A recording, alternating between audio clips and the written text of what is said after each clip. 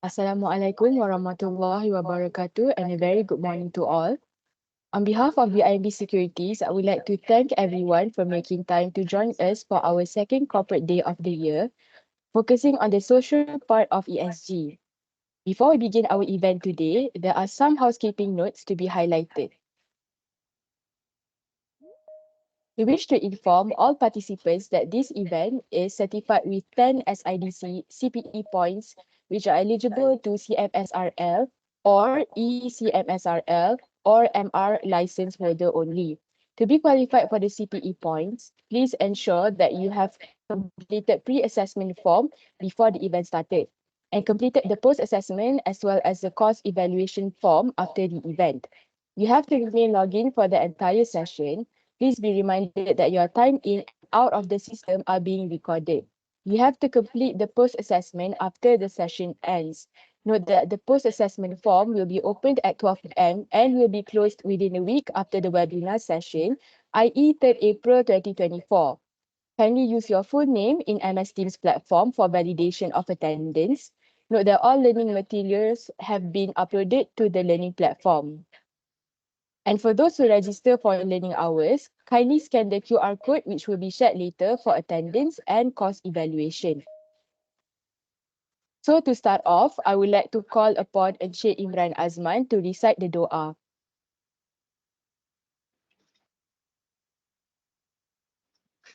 الفاتحة. الحمد لله رب العالمين.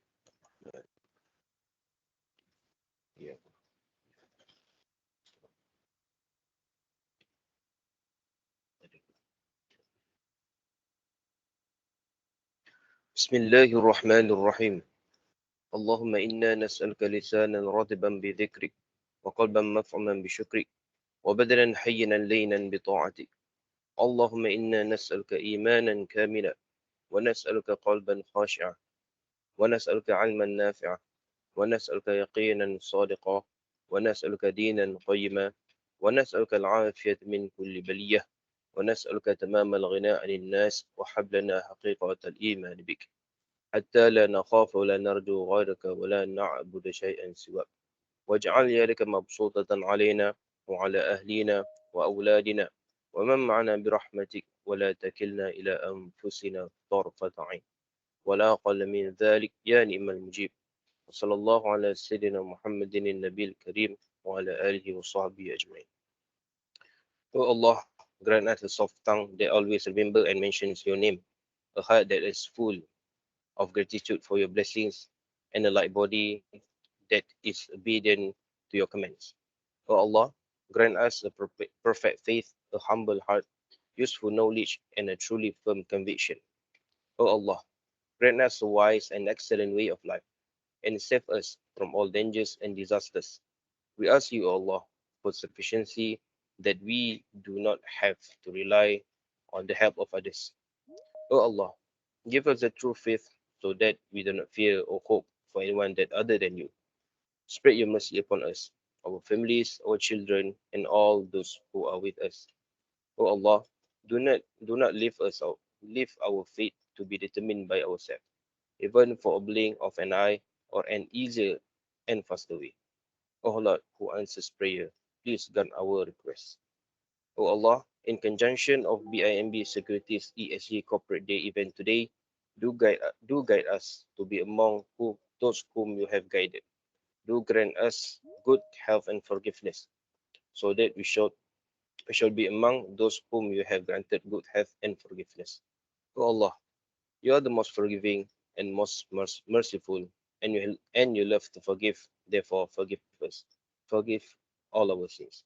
ربنا آتنا في الدنيا حسنة وفي الآخرة حسنة وقنا عذاب النار وصلى الله على سيدنا محمد وعلى آله وصحبه أجمعين والحمد لله رب العالمين آمين رب العالمين.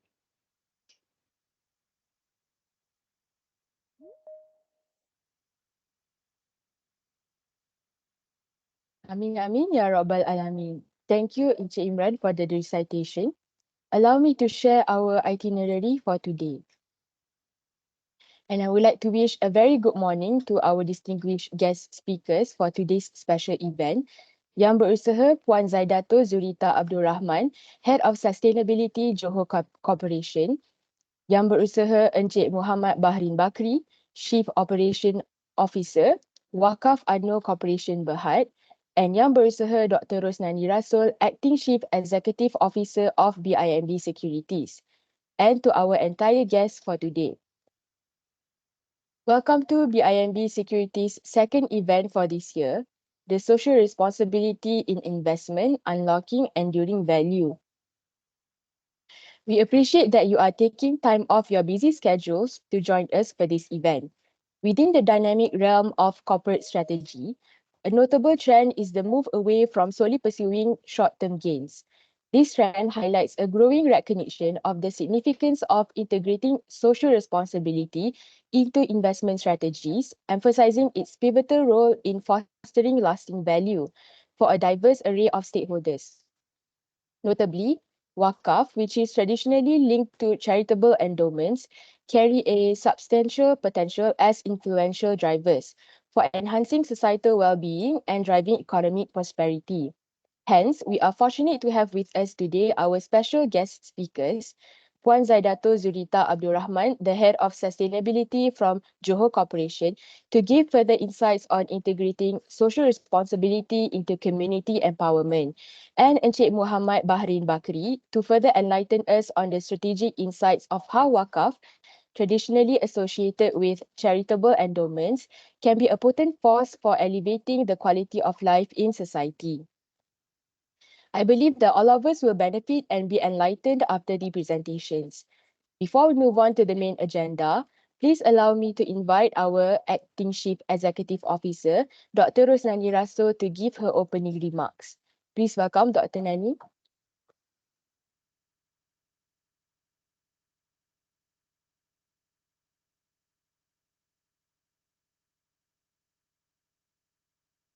But I think we are Dr. Nani, on. can you please unmute your Oh, mic? sorry. Okay. Assalamualaikum.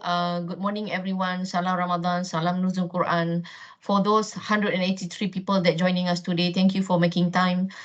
Note that this is our first leg of ESG Corporate Day. There will be 4 this year that we are going to do. And today we have a very interesting lineup.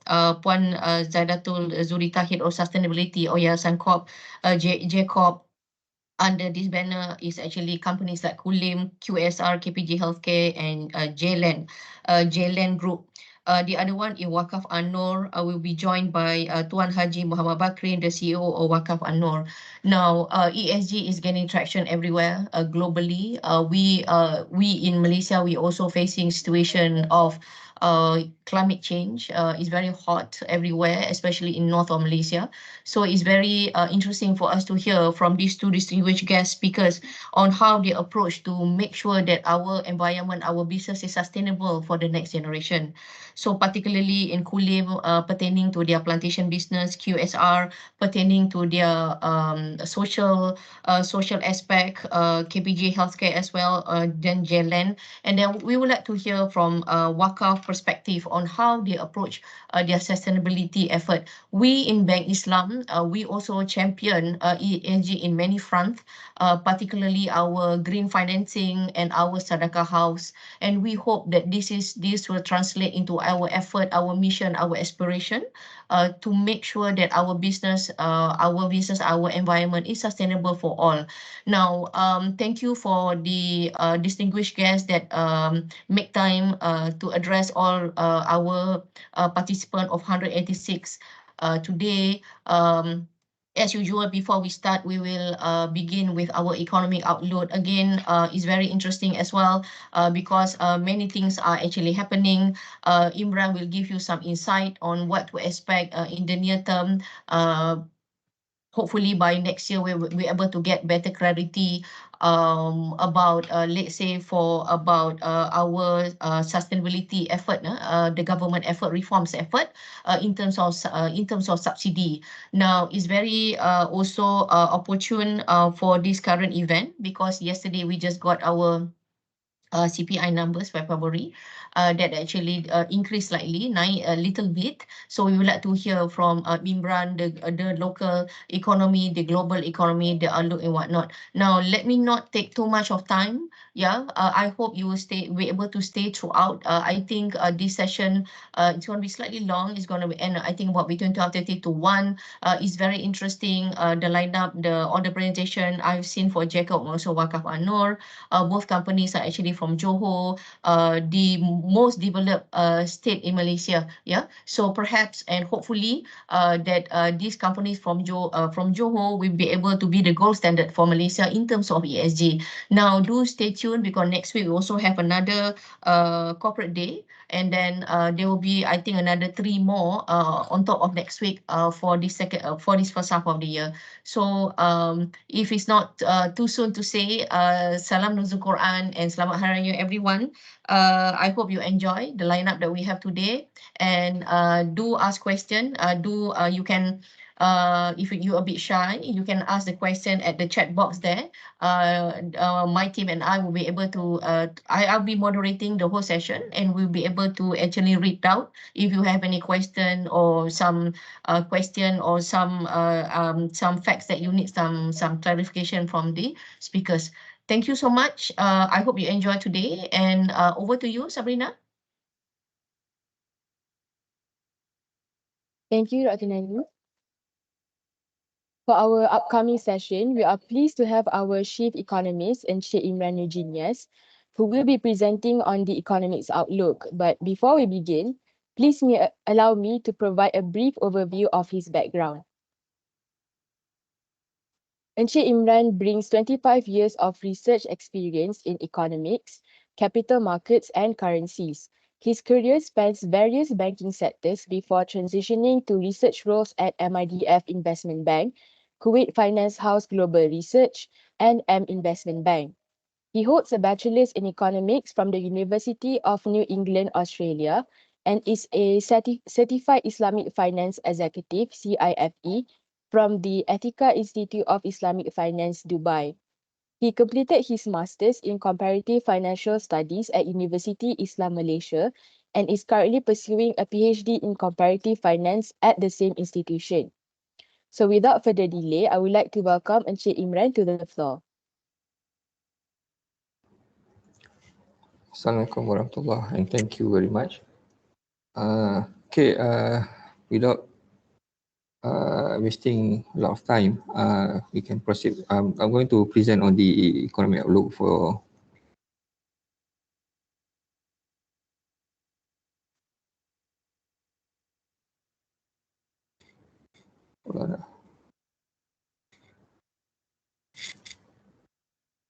I'm sorry, I cannot turn on.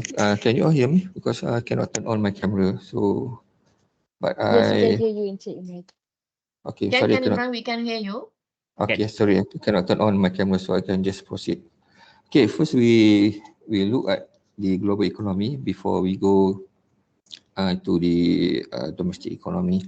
For global economy, last year we saw what with the persistence of high inflation in 2023, and for 2024, although we expect to see slightly different theme, which is persistent of growth in the face of higher interest rate. That will be the theme for 2034.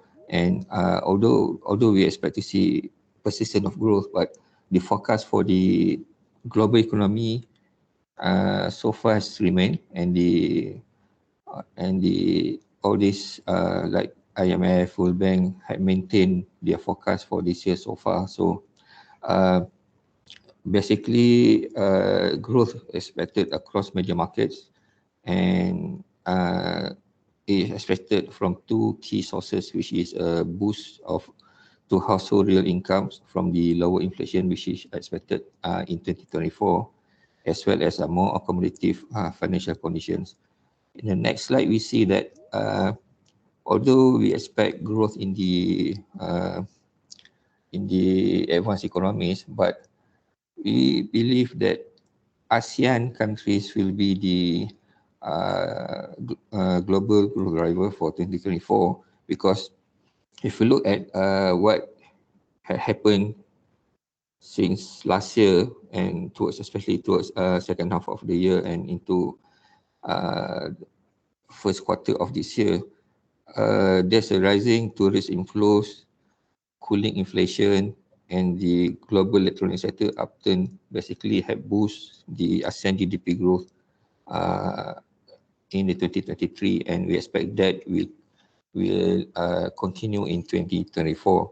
So basically, we expect ASEAN to be the fastest growing region in the world in the next decade, thanks to the FDI inflows, the infrastructure development, favorable demographics, and the expansion of consumer markets, especially in key trading partners like China and also India. But still, what happening in China, their growth will have a lot of impact on the regional countries, especially ASEAN. So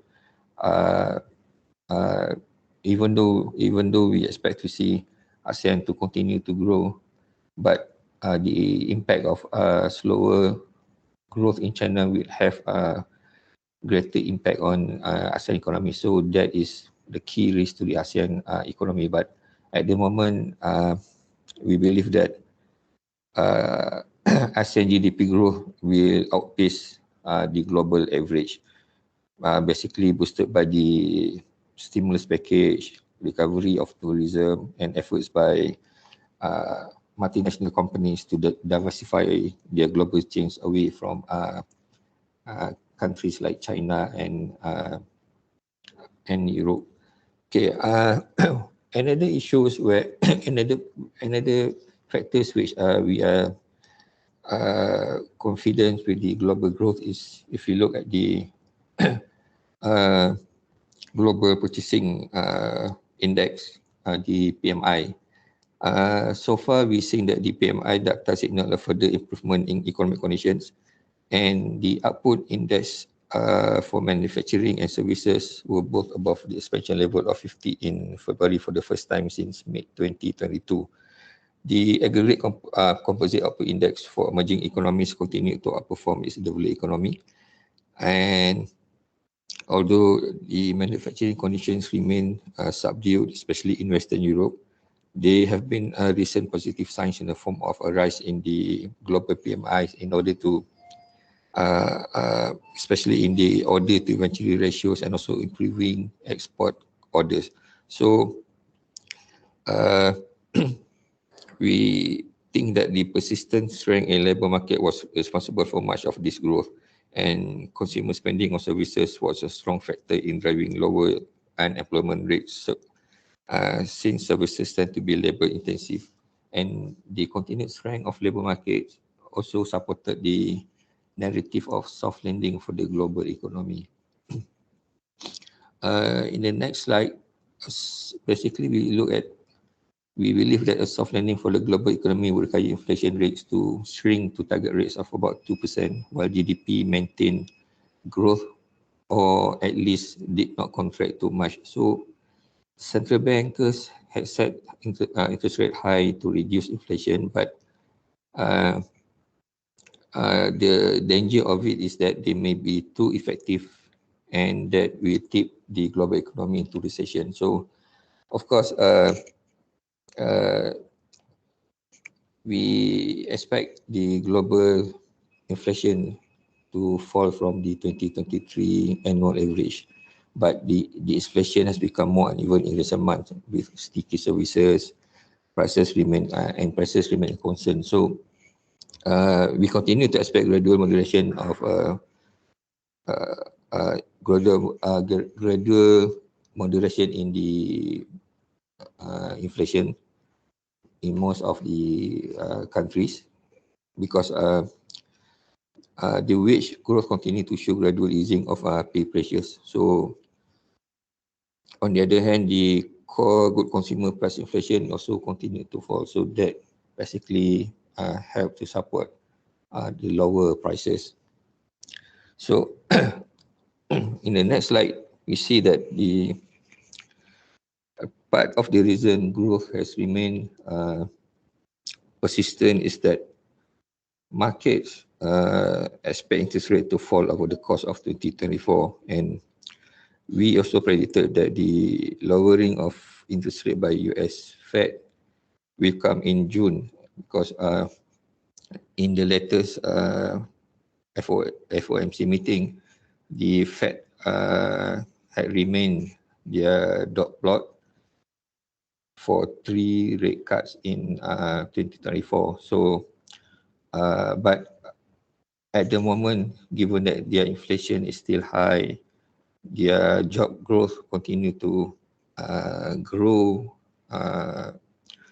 it should means that they will, the Fed will continue to wait for a few more months to see how the data will comes in, and hopefully by the time by middle of the year, we will see inflationary pressures in the US continue to come down, and once we see some changes in the inflation, especially in the US, we might see the Fed will start cutting interest rates. So that's why we're expecting Fed to start cutting interest rate most probably in June or July this year. So, and based on the dot plot, they maintain their 3 rate cut for 2024, similar to what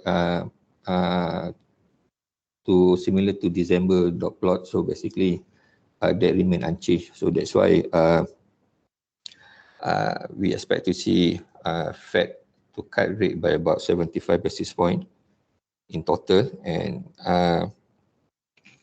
for other countries, for example, European Central Bank and also BOE, we also expect the interest rate to remain unchanged until the middle of this year. And even though the interest rate had increased over the past years, that will put should put some dampen to the purchasing power of the consumers. However, if you look at the next slide, consumer spending varied across the world, and consumer spending was lower at the start of the year, basically in January, after the holiday season spending. And the retail sales report is the latest sign that retailers are still feeling the strain from the rise in prices and interest rate over the last 2 years. For example, if you look at China, even though the country has been ramping up measures to overcome the prolonged property downturn, especially in the real estate crisis, that basically had caused the country household to be cautious in the spending. And we saw that retail sales growth slowed to 5.5% in the first 2 months of the year. And on the other hand, consumer demand still weak, as reflected by their CPI, although the CPI increased slightly in February to 0.7%, but that is because of the Chinese New Year spending. So we expect CPI in China to go back to negative numbers in the forthcoming month. So that which will show that the demand is still weak in China. And on the other hand, private spending made up nearly about 60-70% of the GDP in the US, still showed a strong performance. And this is because of the strong labor market, as we see the steady hiring has sent the unemployment rate to below 4% for 2 straight years. So, so it shows that with the US economic strength resting heavily on household spending, we'll be looking at the consumer and how consumers will respond in the next few months for the Fed effort to slow down the inflation. Okay, in the next slide, although we see that we continue to say that the global economy continue to grow, but there will always be headwinds and challenges for the global economy. So we see that the serious disruption to global supply chain could cause inflation to spike again, and that would delay the rate changes. And at the top of the list of the threats to global supply chains, geopolitical disruption, including the war in Ukraine, the Israel-Hamas war, the Red Sea attack, and also the tension in the China Sea. So I think if this disruption intensify and then fewer goods will reach consumers and prices will climb for so that we put a dampen to the plan to cut interest rate. So we will be monitoring the current situation, the flows of the headwinds and also challenges. Okay, on the domestic economy, basically in 2023, we seeing slower growth in Malaysia. The 2023 full year growth came in at 3.7%, and large of the weakness was due to the decline in external demand, which weighed on the manufacturing sectors. Services sector growth was half as post-pandemic spending normalized, while higher cost of living had also bite the pockets of the consumers. But government spending posted stable growth as public investment increased and private spending remained a key contributor. So the slower than expected GDP growth outturn basically we provide a favorable base effect for this year economic outlook, and in addition to several positive catalysts such as the global tech upcycle, tourism recovery, the initiative by the government plans, and also the robust investment approvals. So we believe that growth in 2034 will still be strong and will be supported by what we call a still robust domestic demand, although at a slightly moderated pace. And exports, we see a drag in 2023 expected to improve and could be a positive contributor in the coming quarters. We are maintaining our 2024 forecast at 4.7%, as we expect a rebound in the manufacturing sector, and also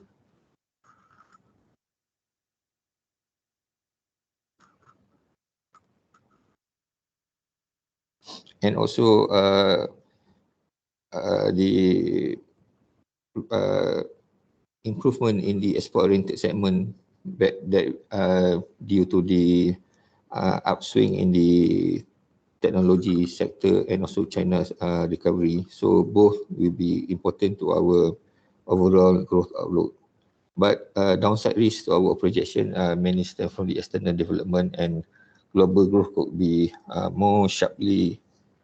grow more sharply than expected, and the intensifying geopolitical tensions and the resulting fragmentation would amplify the slowdown and later than expected interest rate cuts in advanced economies. In slide 14, basically shows that among the components of domestic demand, private consumption, which accounts for the largest part of GDP, has been and will continue to be the key growth driver. And we expect growth in consumer spending to be driven by strong domestic demand, supported by a stable and lower unemployment rate, which is projected to average about 3.3% this year. And this positive outlook is reinforced by the continued increase in tourist arrivals and spending. However, risks to our forecast include the impact of the subsidy rationalization, which could potentially dampen consumer spending and also affect the sales growth. I think we know that the government will be implementing several key policy reforms in 2034 to improve the government spending efficiency, reduce subsidy allocation, and enhance revenue through new tax measures and tax hikes. So among the measures that will be put in by the government will include the higher services tax of 8%, low value good tax, the luxury tax, retargeting of subsidies, higher water tariff and electricity tariff. So these policy changes and the subsidy rationalization program is expected to take effect from most probably second half of this year, and that could potentially reduce household disposable income and thus constrain consumption growth. So the impact will depend on the implementation as the government is finalizing on the SRI or subsidy rationalization initiative, and they had reassured that the subsidy rationalization will be gradual. So and then we also have the progressive wage policy, which the aim is to lift wages of workers, and that is scheduled to be piloted in June 2024. And I think with the SRI to be implemented, the progressive wage policy basically could provide some cushion to the impact of the SRI. So that's why still I think the potential second round effect from the implementation of the progressive rate mechanism and higher cash aid key upside risk to the inflation outlook, which also we test the resilience of the private consumption. So basically, the economy has technically reached full employment at 3.3%. So all this will give some indication on how the economy is going to be in the second half. We expect with the SRI coming in, consumption might slow down because the impact of SRI on the consumers is going to be big, because consumers have to change their spending, and we will see a lot of changes in the few months after the implementation of the SRI. So for example, like we might see inflation to spike for a few months before it settles down, and then it all depends on the length and how the implementation of the bantuan and also other effort by the government to help ease the burden of the people once they start implementing the SRIs. So that is our concern on the spending consumption. But next slide, basically, the services sector has emerged as the key driver growth in 2023. And I think overall Malaysia's consumer demand remain resilient and in tandem with the healthy job market development and also softening inflationary pressures. And if you look at the consumer demand has remained robust with if you look at the numbers of distributive trade sales growth, which expanded by 5.4% in January, slightly higher as compared to December 4.8%. And the subsectors in the distributive trade, for example, wholesale trade increased by 5.5%, and retail trade also increased by 2.6%. So the retail sales had remained above 60 billion for 6 consecutive months. So it shows that the resilience in consumer spending remains despite some uncertainties in the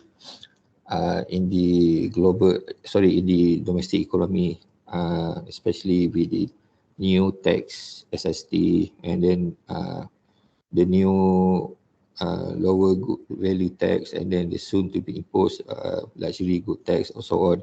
But so far, we have seen the past 6 months, the retail trade has been consistent and remain above 60 billion. So this basically reinforced by the continued increase in tourist arrivals and spending that basically help the services, especially in the domestic demand.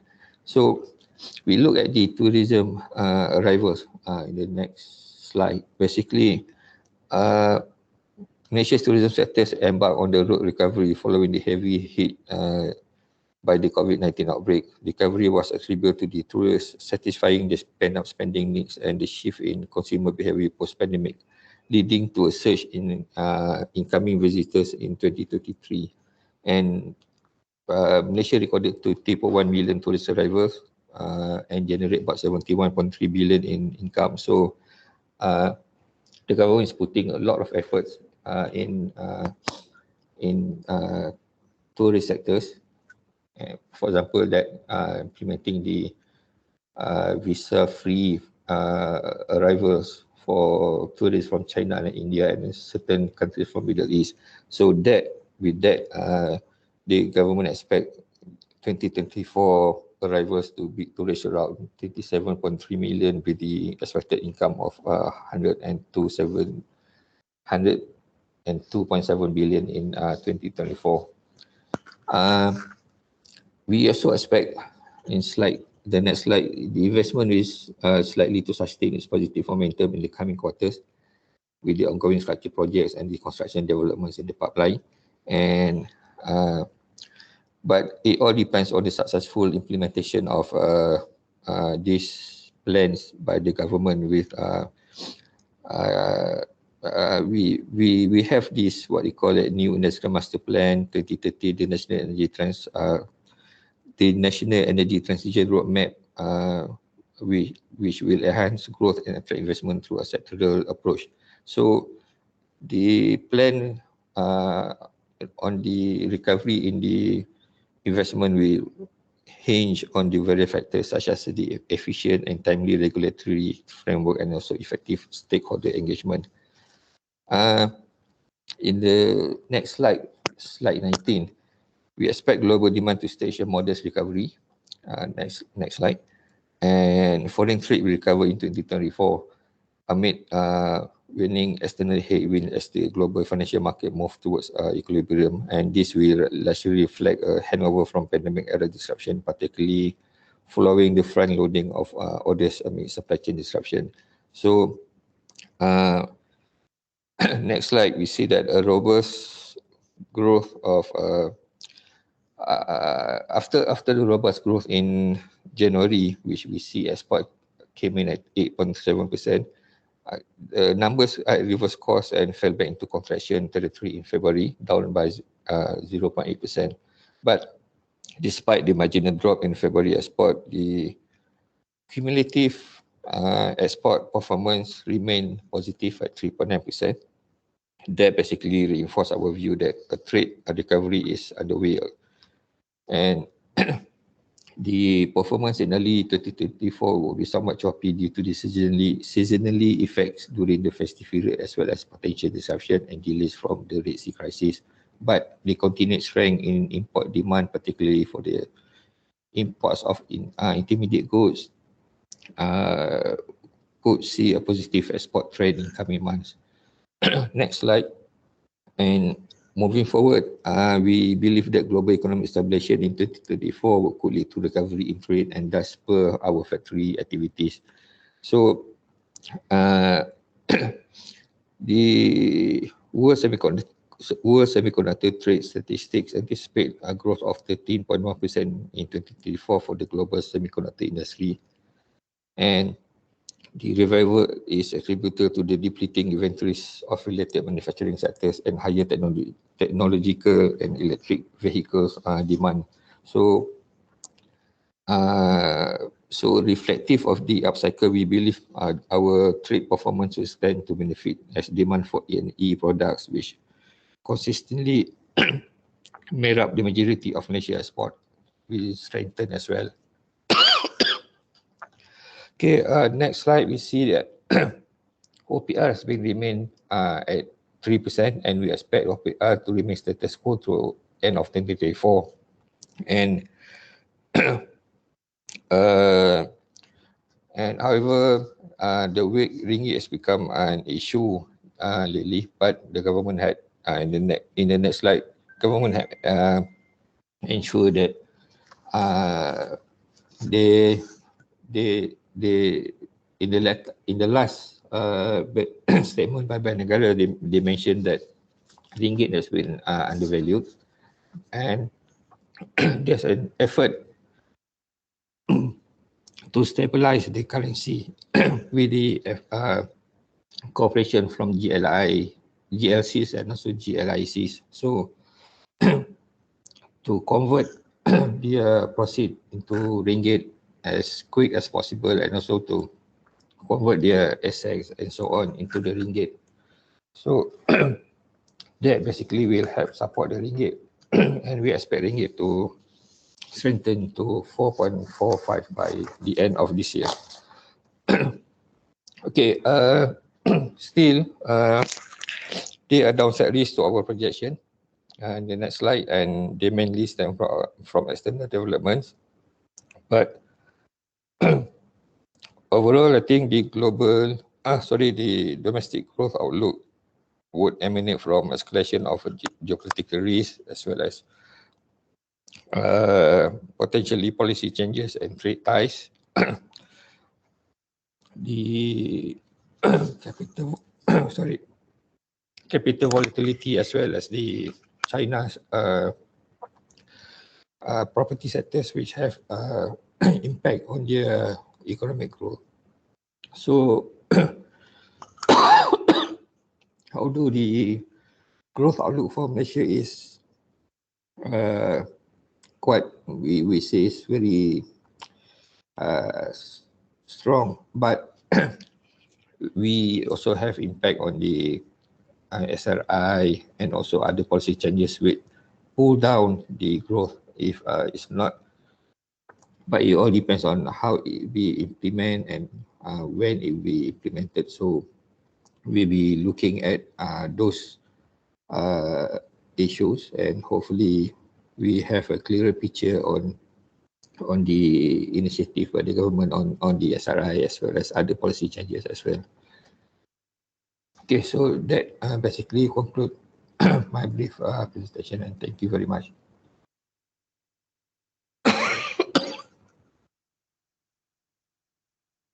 Thank you, Encik Imran, for the economics outlook presentation. Ladies and gentlemen, moving on to our main agenda, allow me to share our first speaker's profile.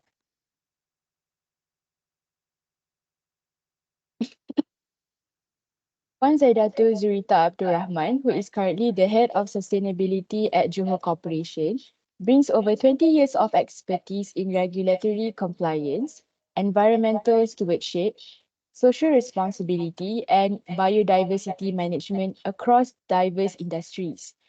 With a background in consultancy, she has developed and implemented climate change programs and strategies for private sectors and local authorities in the region. Her previous collaborations with international lenders and IDAs have equipped her with comprehensive understanding of stakeholder challenges and extensive knowledge of ESG practices across various industries and over multiple regions. Today, she will share her insights on integrating social responsibility into community empowerment. So without further ado, I would like to pass the floor over to Dr. Nani to moderate the session.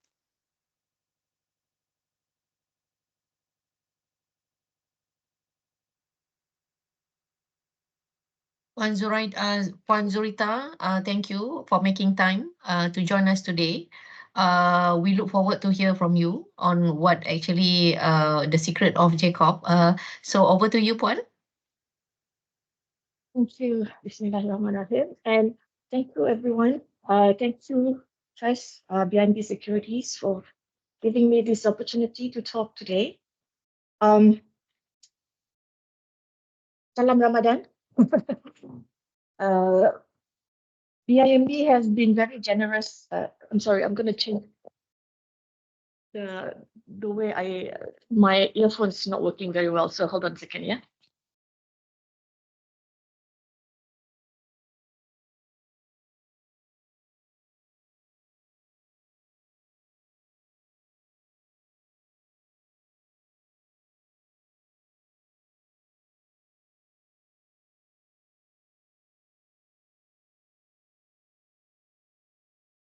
Can you, sorry, can you hear me? Yeah, Puan, we can hear you. Okay, sorry, that's much better. I couldn't hear just now with my earphones. Sometimes, technology. So let me start again. So Assalamualaikum, good morning to everyone. So first of all, thank you, BIMB Securities for inviting me to talk today. Next, please. As the MC actually, have kindly helped in introducing me. I am previously in another life a consultant, not so long ago. Therefore, today when I was invited to talk, my first instinct is to talk, to do a training. I wanted to talk about banks and I wanted to talk about BIF. I want to talk about how banks can do, but I realized that I have now changed. I am now the head of sustainability for Johor Corporation and also the head of Yayasan Johor Corporation. So, which is a very good thing because it's a little bit interesting looking at how, from a consultant, where I'm looking from the outside coming in to see and to advise companies on how they should look at and strategize and move forward in their social, environmental, social governance strategies and initiatives. Now I see how it could be implemented within a corporate situation. Because of course, there are a lot of challenges that as a consultant, we understand, but sometimes we, because a lot of times we don't face it ourselves, so then maybe our understanding in terms of that, well, not necessarily, but can be slightly limited because of that, right? So, the good thing is, with my work and my travels, I can really see how development and communities are being impacted by any of the projects, by any of the work that is being done by the corporates. So just now, Dr. Rosnani actually alluded to the companies that is under Johor Corporations.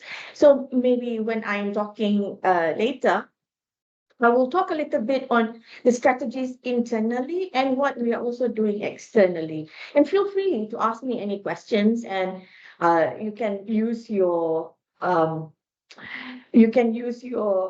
chat features or just raise a hand, and maybe I think Dr. Nani, you will be able to just cue me if there are any questions that requires answering immediately. Okay.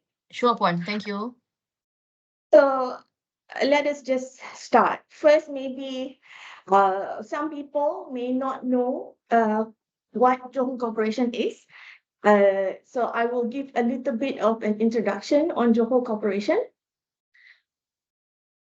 Next, please. So Johor Corporation it was incorporated through Johor State Economic Development Corporation enactment in 1968. Its main thing was to be the principal development institution to drive the growth of the state economy. So its reason for being is already one of it is not just economic consideration, but when you talk about driving the growth of the state economy, that means it's inclusive of the social considerations. So JCorp itself is principally an investment holding company. So we operate in 4 core sectors, namely agribusiness, healthcare and well-being, food and restaurant, and real estate and infrastructure. We'll talk a little bit more about them a little bit later.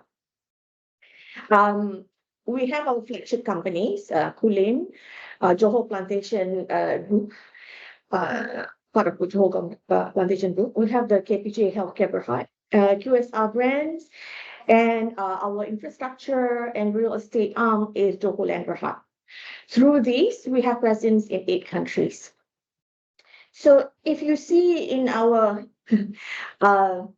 tagline there, Membina and Membela, now this has been the tagline because this is the reason of the establishment of Johor Corporation, because it is a SEDC, right? So we are not only committed to embrace, but to champion ESG agenda. So this is done through embedding it in our investment processes and decision making, and it's consistent with our purpose. So this, we call this our purpose, Membina and Membela. So you will see it in all our publications, and when we talk about Johor Corporation, you will see this tagline quite clearly. So next, please. Just a little bit about the Johor Corporation evolution. It's been around since 1968, so it started as the Johor State Economic Development Corporation, so an SADC, or Perbanan Kemajuan Ekonomi Negeri Johor, PKENJ. And then it has grown into Jacob 2.0, so that was starting to gain momentum, gaining a little bit more asset, and starts in 1995, starts talking about the tagline comes out with Membina Membela, so to talk about equitable wealth and growth acceleration. And where we are today is what we like to call Jacob 3.0. So we're not only looking at businesses now, but also future-proofing JCorp, and therefore the communities, so that to make sure that it is, the buzzword, sustainable. So when you talk about sustainability, of course, you're not just talking about business sustainability, but we talk about environmental, social. The way that we do business must not harm those around us. Next, please. Next, please.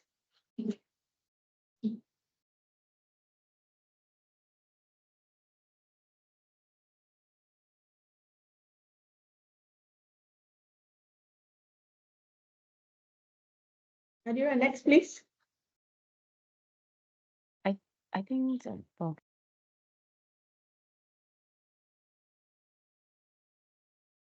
Sorry.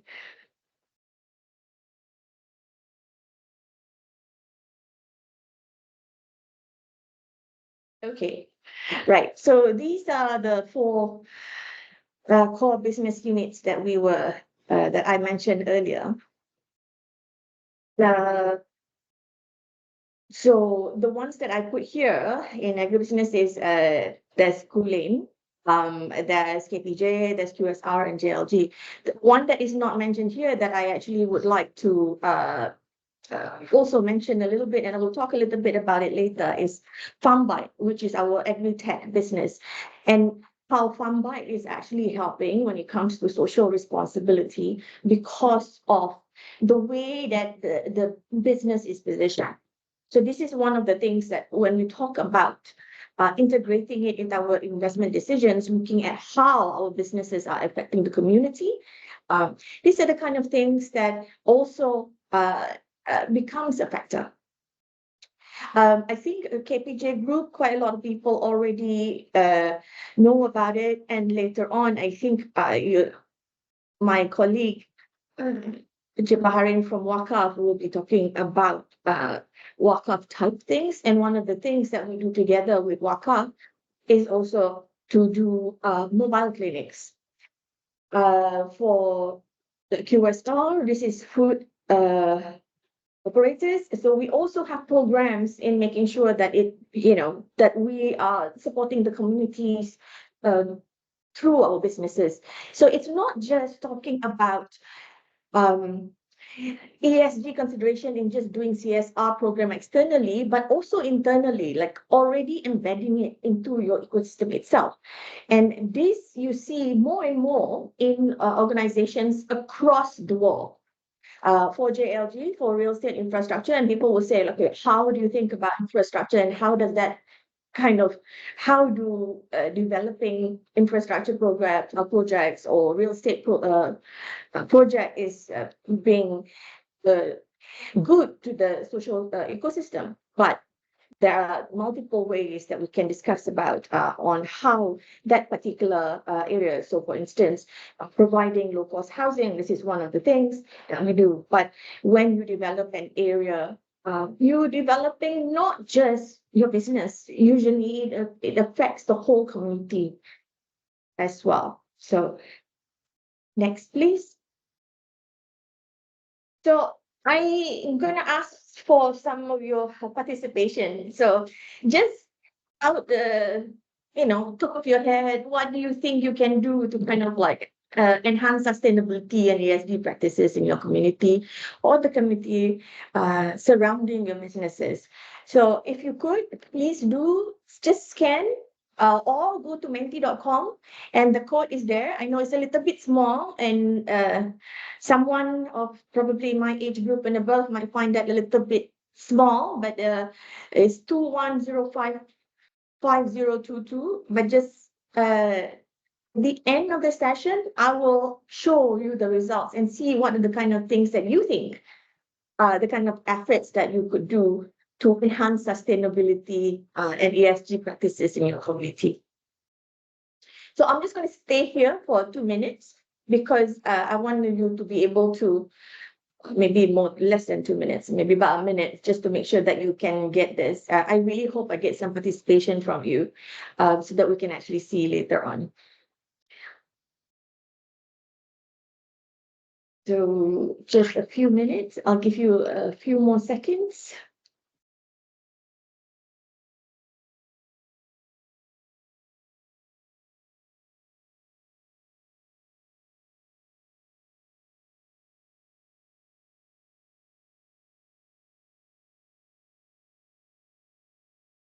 Okay, I think that should be enough time.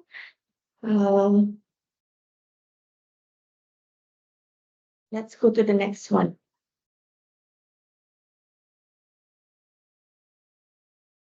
So this is a very, popular slide, I think, for a lot of people when you're talking about ESG versus sustainability, because these have been the terms and the words that have been bandied. Everything is sustainable, including your toothbrush. I saw the other day walking in one of the malls and it says sustainable toothbrush, So everything, this word is so popular that is starting to get overused. So sustainability, I think people by now, because it's been kind of really kind of almost brainwashed into almost to all of us, is basically making sure that there is a future generation, there is a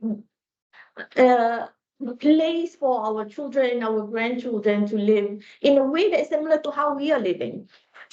Maybe better with the advance of new technology, but at least there is a world for them to live in. This is a very basic and very general way of explaining sustainability. Now, ESG is how we can actually monitor it, because sustainability is such a almost like a vague concept. Like, how are you being sustainable? How are you being sustainable for your socially? How are you being sociable for the environment, sustainable for the environment? So, for especially for organizations, to be able to monitor and see how they're doing. Because, when we want to do something, we always have something to target, we have always to have a benchmark, and we have to monitor and we have to look at how are we progressing. Now, ESG is usually a set of criteria that is used to evaluate a company's non-financial performance. So because it's easier with numbers, right? I mean, moving forward, and you all of you are in the finance institution, so you have numbers, and the Bank Negara is already asking people to put monetary value to some of the climate change and social impacts. But it's always a little bit of a step. So it's not necessarily for a lot of these things, not necessarily a direct monetary impact. So that's pretty much what this is. Next, please. So I mentioned about this a little bit earlier. So when we talk about sustainability, it's no longer talking about just business continuity. So when we were a growing country, obviously, a lot of times it's not that we don't think about the environment or social impacts that we do, but business success plays a very important part.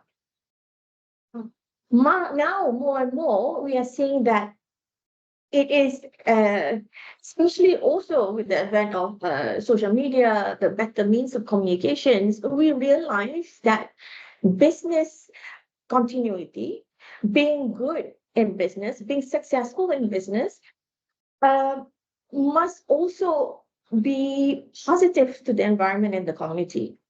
Because you can see how very quickly things turn when you are perceived as not being sustainable. You're not doing good for the environment, and you're not doing good for the people. Now we see this very clearly. I know it's a little bit of a sensitive topic, but we see very clearly in businesses like for Jacob itself, like KFC, Pizza Hut, which is the brand names are under Vestico, and the impact of social unrest in Israel and Gaza is impacting the businesses here, and therefore impacting our people. So we need to make sure that when we trying to move forward from it, that we are making sure that we're taking care of our people as well. So and then here is when I talk about a little bit on, I mentioned just now, FarmBite. Now this one goes into a little bit of a different thing. FarmBite is our biotech, not biotech, agri-tech business. And essentially, it's trying to connect the farmers to the consumers, and therefore minimizing. Now, I don't know if you know, but with vegetables, especially from the farmer to us, it takes a few steps. There's the middleman. Now, and usually during the middleman era is where things are being controlled, and the prices and the things kind of like stay stagnant, stay around that middleman. Now, what FarmBite is trying to do is one of the things the FarmBite app is trying to do is connect the farmers straight to the consumers. Therefore, not really eliminating, but you could not use the middleman if you don't need to. Now, of course, the middleman people will argue with me and say, okay, then you're cutting off the business for the middleman. But I think that's not it. It's giving more transparency. Now, everybody knows how much it actually costs. Then the middleman can still make money, because there are certain places that require the middleman anyway, that you cannot, if you are in Johor, you want to send to Penang, you require the middleman to move it from, maybe it's through logistics, transport. So there's a lot more transparency. And then there'll be a lot more waste. I mean, I don't know if you know, a few years back, we think we don't have any more certain vegetable. What was it? I think it was cucumbers, because we cannot bring it over. But actually, there were a lot. It's just that the farmers in Cameron Highlands, the farmers in Johor are not able to send it off, because there's no one in between, so they cannot get the produce out, and therefore there were a lot of waste. So Farmbite tries to do this, trying to make the farming more transparent and being able to kind of uplift a little bit. I mean, this is also not extremely new because it is falling back into the idea of like the coffee traders, like straight trade coffee farmers to consumers, eliminating some of the people in the middle, which drives the price really up, but giving the farmers very little. Okay. Okay. Next, please. So now, then we talk about a little bit about ESG strategies in companies and organizations. So we hear a lot about this. So especially since sustainability and has been very hot topic the last few years, right? So COVID really brings it into straight into kind of like spotlight. You really see that how businesses are being affected.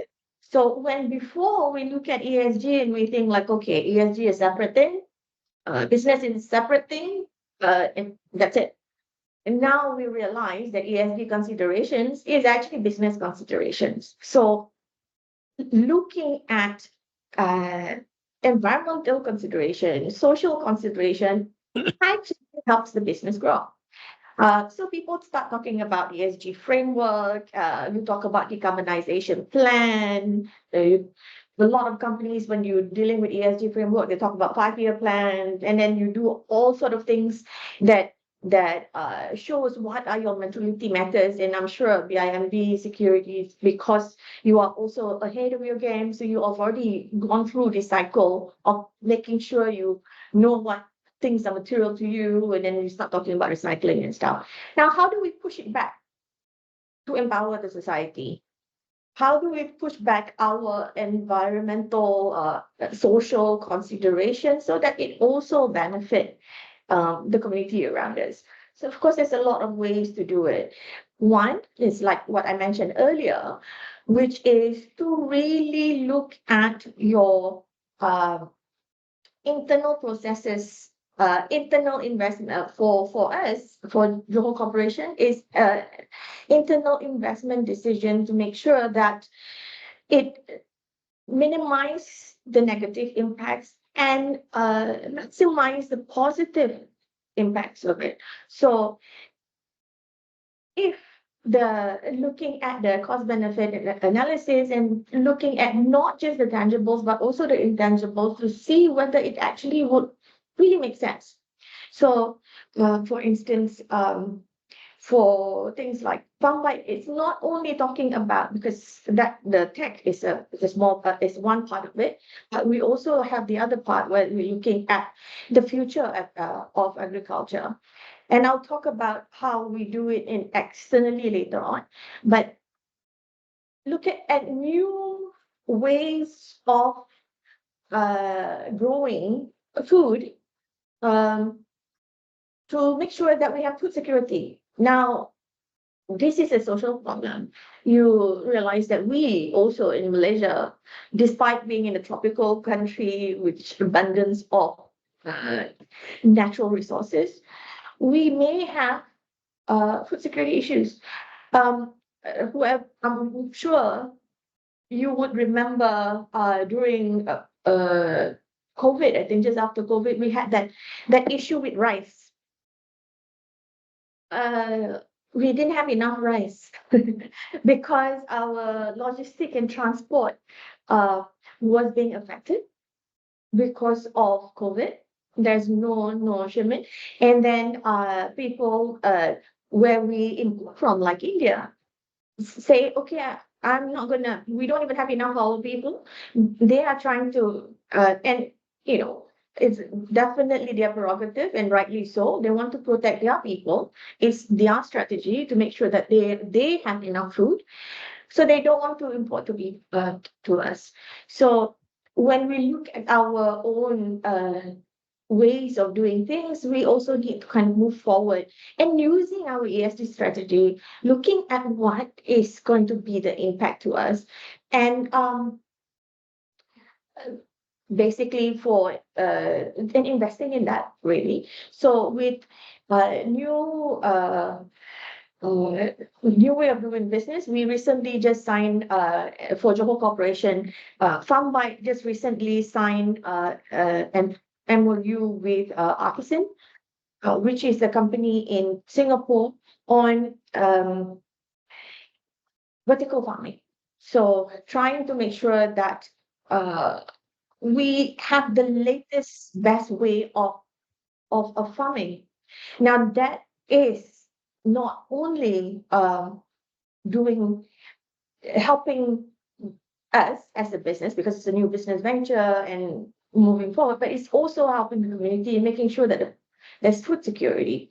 And as you know, Singapore, well, maybe not sure if you know, but Singapore says that by 2030, they want to make sure that 30% of their food is grown in Singapore itself. Now, that is an actual strategic decision by their government, and coming up with the right incentives to make sure that it moves forward, right? Okay, next, please. So now I move a little bit into Yayasan Johor Corporation. So I think earlier in the introduction, the Mr. Sasong ceremony actually mentioned that I'm the head of Johor Corporation Sustainability, but I'm also the head of Yayasan Johor Corporations. And this is because we realize that aligning the internal strategies with our external strategies is actually very beneficial and give the maximum impact to not just us, but to the community surrounding us, because then we are not looking at it just in a very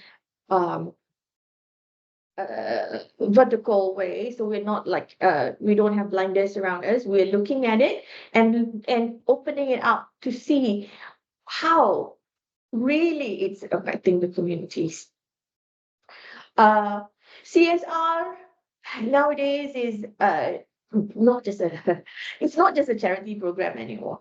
CSR itself has to be sustainable. We must make sure that we have enough not just funding, but what we do is not a one-off thing, right? So corporate social responsibility is the continuing commitment by businesses to behave ethically and to contribute to the economic development, of course, but at the same time, improving the quality of life of the workforce, their families, as well as the local communities and all the rest of the society. Therefore, the business world, which traditionally has only provided sort of assistance, has now become more socially responsible for the community and the surrounding environment. In Jacob, and we are a little bit lucky, and we have tried to be very systematic about our CSR and our external ESG initiatives.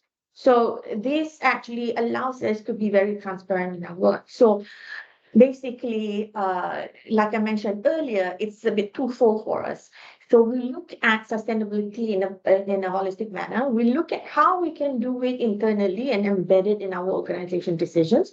Then we also look at how we can develop outside, because as you remember, we are Membina and Membela. So Yayasan Johor Corporation is the system integrator. So we do the Membela part for Johor Corporation and the group of companies. When we do it this way for us, it also allows us to be very transparent. So you're welcome to also contribute to Yayasan Johor Corporations. You can look at our social media. And it's a tax, you get tax incentive if you want to contribute to our any of our causes. And not many people know this. In fact, some of our management also didn't realize this, but in Wiki Transparency Report, last year there was 1,567 registered foundations in Malaysia. only 7 have full ratings of 21, so 100% transparent. So yeah, we are one of them. Um, so basically, it just when you look at the rating of the foundations, they will show which are the ones that are very transparent. So you can see their what they use the money for. They have very publicly available information about their programs and the financials. So we are very transparent. We tell you exactly what we are doing, how we're doing it, and then we report how much we needed to actually execute the programs itself. Next, please. Later on, I will give let you watch a short video on our programs. Okay, so now we move a little bit into corporate social responsibility, and the concept of corporate social responsibility has evolved, though it's not new. I mean, its roots can be traced to a lot of historical development. Now, it can go all the way to, I mean, I'm sure even further, but just to shorten it a little bit, to up to the 1800s, Industrial Revolution. So during Industrial Revolution, and we have our new industrial, the latest Industrial Revolution coming out for us with the NIMP. But even in the 1800s, people are starting to have concerns with the workers' well-being, and then how the productivity is being affected by because of the workers' well-being. So there's even as early as 1800s, people have been talking about child labor, poor working conditions, and poverty emerging from this kind of factory system. So in the early days, the socially responsible behavior, which actually focused very much on just humanitarianism, was they call it business acumen. So this was already at that time looking at it, and then you move forward late 1800s, and then you have the people like John D. Rockefeller, the Carnegie. So this is, I know this is mostly Western ones, but because those are the ones that you can really see in the history books, doesn't mean that we don't have any. We also do quite a lot within ourselves itself. Now, the coining of the actual term corporate social responsibility was in 1953. There's this American economist called Howard Bowen, and he first used this term in his book, in his publication called Social Responsibilities of the Businessman. So now, then it starts moving. 70s, it start getting prominence, and then people start, and then CSR start. Now CSR goes from everything from philanthropic responsibility to environmental sustainability and ethical labor practices. So a lot of companies, especially in the beginning, use CSR to enhance their brand reputation. We now know that's no longer just the issue. Of course, companies still use CSR programs to enhance their brand reputation, but the corporate social responsibility now have evolved to become a business strategy, because we all have heard about Top Glove. We have all heard about Sandami, the embargo on the Malaysian palm oil, because then it was the what is considered unfair labor practices for Top Glove as well. So it is now not just corporate social responsibility as in doing good. It is now, it's a business decision too. So now we move a little bit into Yayasan Johor Corporation. You will see, next please. So to make it also align with Jacob's own ESG strategy and ESG framework. And like I mentioned earlier, we about last year in 2023, the decision to fully utilize the YJC into being the system integrator for Jacob and the group of companies. And this allows us to do it in a more systematic manner, right? So we have aligned it to have 4 pillars. The YJC, or what we call Sanjoho Corporation, YJC, focuses on the same type of banner as a normal the sustainability considerations when you look at it in the business sense. So we look at the people, we look at the environment, we look at the governance structure, we look at the things around. So we focus it into 4 things. Now, education, arts, culture and heritage, environment, and community well-being. YJC traditionally has been very focused on education because we think that to really give an impact, to really help the society, all people have to be educated. And when we educate, it doesn't really just mean that because now education becomes a little bit bigger. We want them to be useful citizens. We want them to be able to find jobs. I mean, I think Jay Imran mentioned earlier that our unemployment rate is back to 3.3%, which is pre-pandemic, which is very good.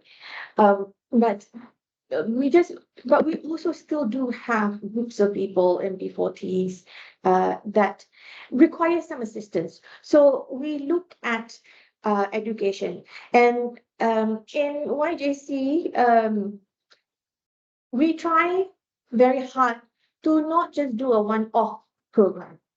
Of course, we get requests for one-off donations and stuff, and we do evaluate and do contribute to those. But like the title of this talk today, we're trying to see how we can empower the community. We want to see how the society can actually grow through our CSR initiatives. And that comes in from our total Jacob ESG vision, right? To make sure that it's not just the business, but everyone around us also grows. So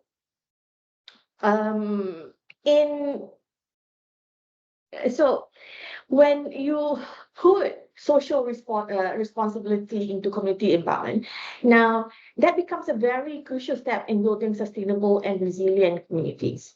So when we talk about education, I will go through a lot of our programs later. We're trying to assist from the start. And we try to see if we can also monitor them. I mean, this is also a little bit new, but we want to see how we can monitor them to make sure that they are, because to get education sometimes is not the issue. The issue is after you get educated, do you have a job? Even though our unemployment rate is low, but there's still people who do not have a job. How do we make sure that they get a job they can afford, and a job that allows them to afford having a family and taking care of the family?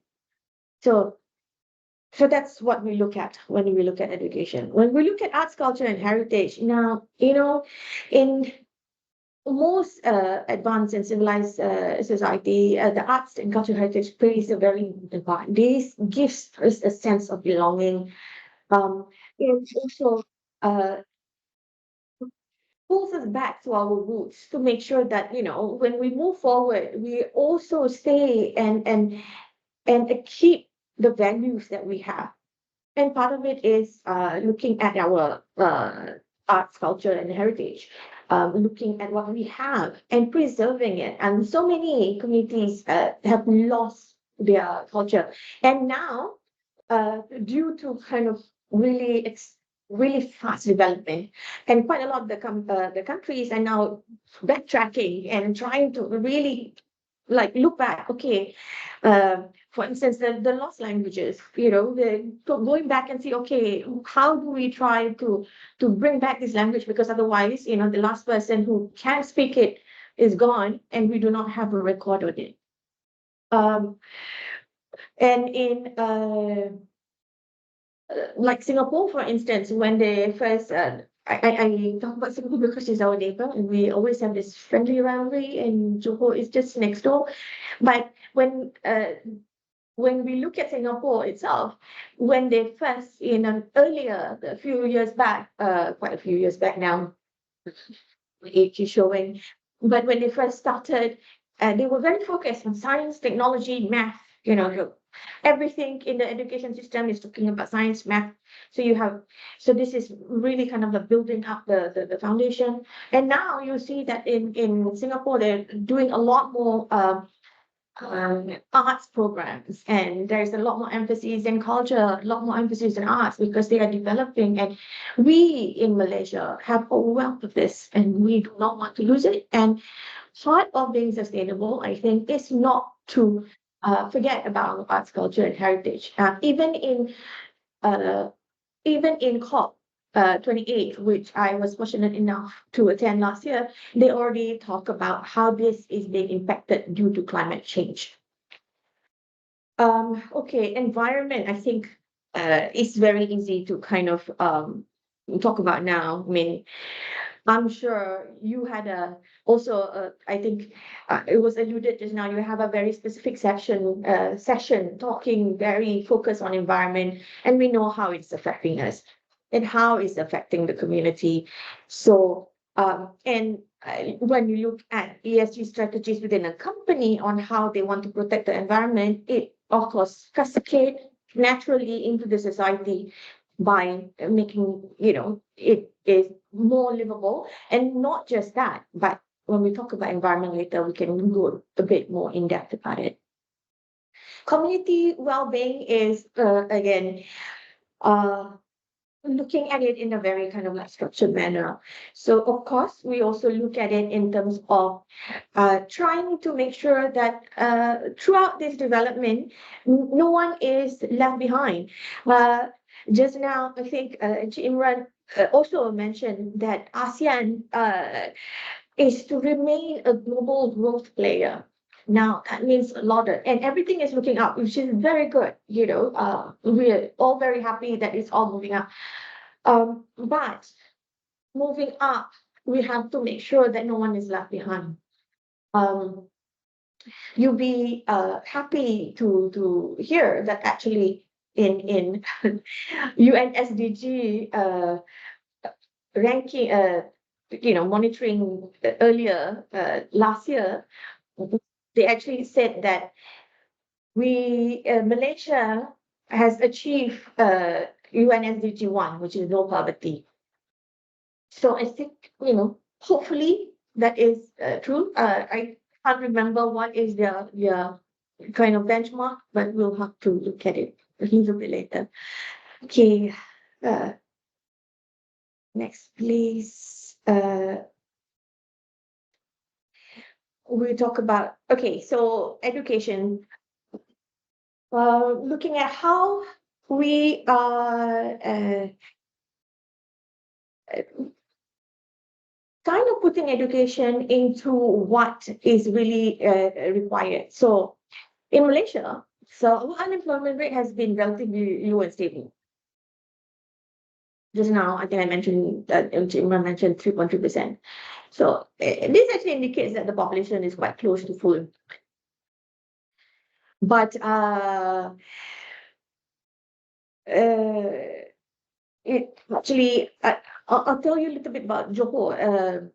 In Johor, it's been very positive. Second quarter of 2021, 4.6, first quarter it dropped to 3.2. The number, right? We're talking about statistics, we talk about percentages. So during the same period, the number of unemployed people in Johor is 67,800 people. That's what the statistics says. So the percentage is low, but the actual quantum of number is still very big. So we want to try and make sure that we have enough, we look at the root cause and how we can help the community to kind of like move forward. So one of the programs that we are very proud of, and recently for people who still watch it, Selamat Pagi Malaysia, our chairman, Cik Rozaini, was actually in it talking about an SLDN program. SLDN is Scheme Latihan Dual Nasional, which actually is the first of its kind in Malaysia. You probably have heard the similar program with companies like McDonald's, but usually it focuses on after you finish school. So now when we studied and we look at what is the root cause, some of the problems is, one, the students are not interested in full, basically education. This is talking about people who are dropping out of schools because unemployment, usually because they have not fully educated. So we're trying to look at the root cause.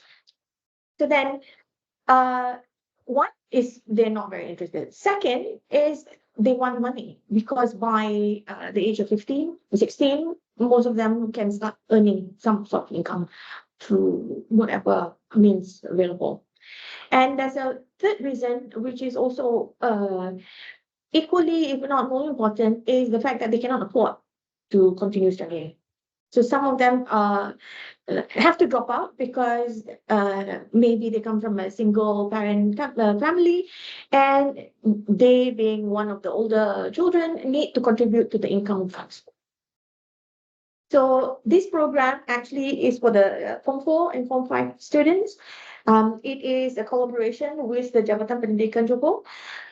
And in this scheme, 70%, so we model it a little bit on the TVET system in Germany, where students as early as that age, and in Germany sometimes even earlier, they do practical programs. So 70% in practical and 30% on school. So we keep the core subjects. So and we do the practical training. And the students in this program, the SLDN program, will at the end, providing they complete all the modules, we work together with the technical the Kemahiran Malaysia, the Department of Kemahiran, so the TVET arm of the ministry, to develop modules. So they, at the end of it, they get their SPM certificate, which is very important in terms of trying to move forward in your education if you want to. They get an SKM3 certificate, which is Scheme Kemahiran Malaysia. And they get another certificate on food, and this is in food management and security. So, and at the end of it, at the end of this program, so at the end of 2 years, so at the end of Form 5, they come out with these 3 certificates and the practical training.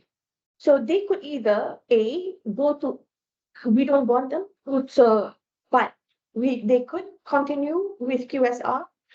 So that's KFC program at the moment, so they can continue. So because they already have SKM3, they can move up a grade in terms of the level in the company, or they can work in any of the other food services. And you can see just now, Imran also mentioned that services is one of the sectors that is moving really fast. So they can go into any of the hotels or any food services. Or if they wish to, they can continue to SKM4. So they can move up and continue with their program.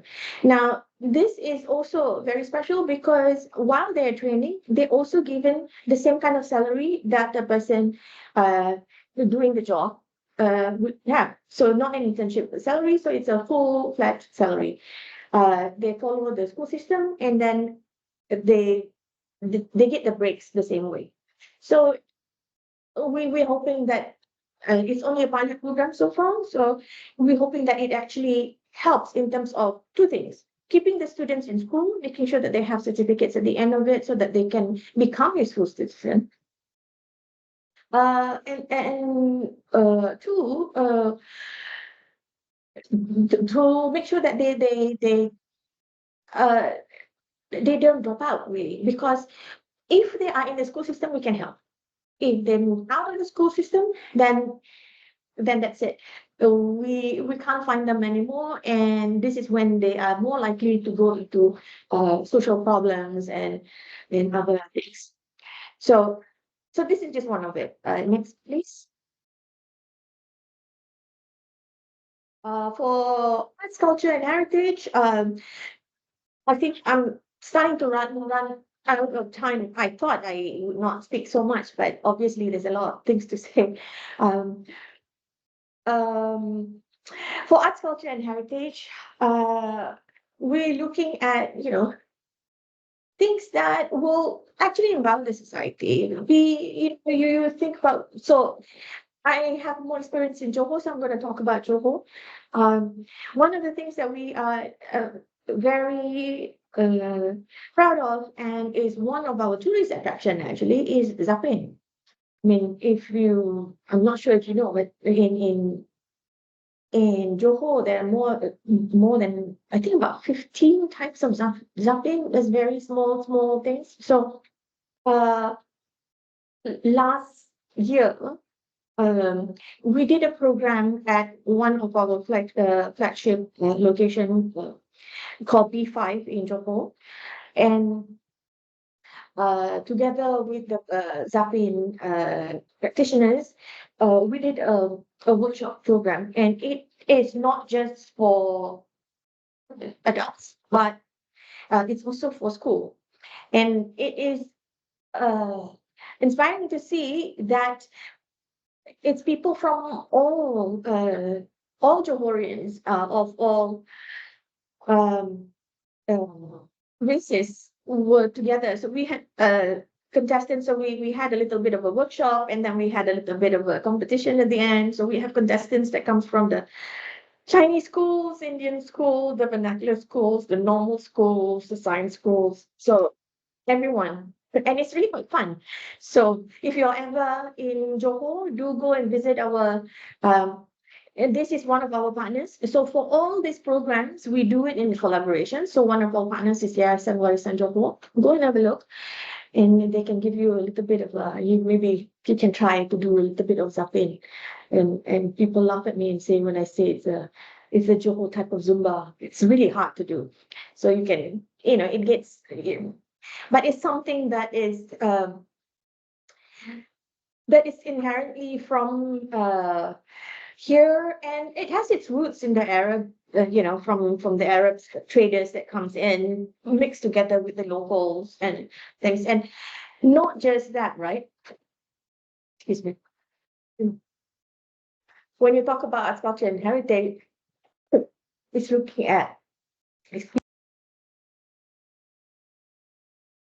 it's looking at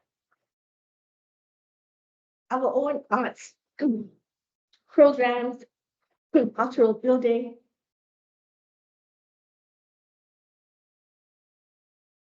Apologize. Oh, right. Casting.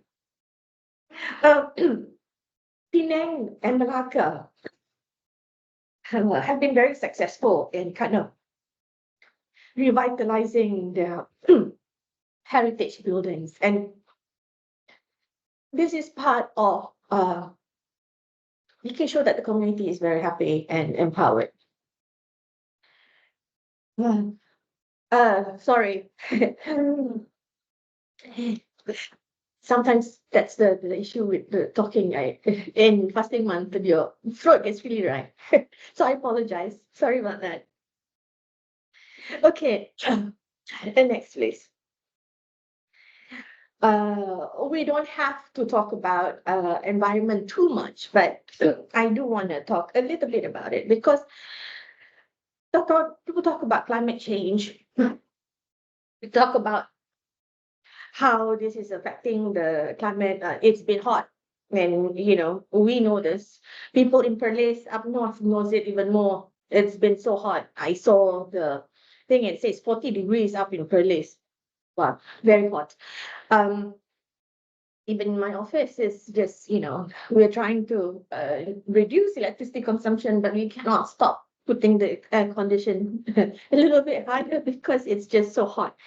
So, yeah, when we talk about social responsibilities, ESG strategies, and then go back into environment and how it actually connects together, it's multifold, of course. And I'm sure you've had a lot of discussion about how it's affecting businesses in your previous sessions, but it's also affecting the community because with development, with businesses, with climate change, things disappear. There's a few cases. The very clear and very famous one is Yellowstone, right? Because of development, because of people, and Yellowstone became a very dry and protecting the environment by rehabilitating them, and rewilding them. This is the new term that everyone seems to love at the moment, rewilding. Meaning putting back what was there before. So not actually coming up with something new, because it's no. In my previous life, I was an ecologist, so it's no point putting in something from somewhere else. One, it might not grow. Two, it might disturb the ecosystem.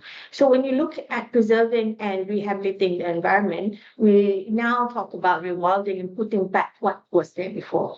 And with Yellowstone, which is a very famous one, all they did was, it was barren for many, many years. In 1995, they decided to put a few wolves back in, and therefore kind of like rebuilding the ecosystem by just putting a new species, not a new, but a species that had died back in. And you can go and have a look. Yellowstone makes it very public. You can go and read up and look at it and how they can do that. So similarly, in places like Malaysia, and we are not the only ones doing this, not at all. A lot of organizations is doing it, and I think it's great. I think a lot should be doing it. We're doing a lot of rehabilitation programs. So we do things like cleanups. So the pictures that we have here is actually river cleanup, because just cleaning up the river will start the first step. And then we did mangrove replanting because Johor, there's a lot of mangroves around, and we're trying to build back our reserves for mangroves.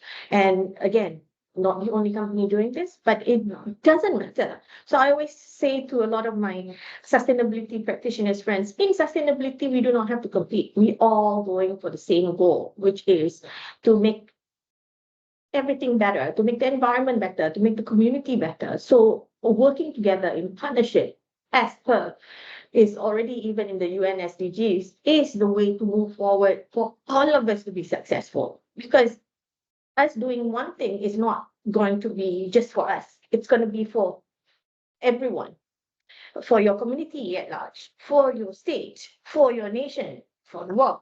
So with some of our initiatives include like coral replanting, and basically going back to the root cause. What is the cause of there's no more fish in the area? What happened?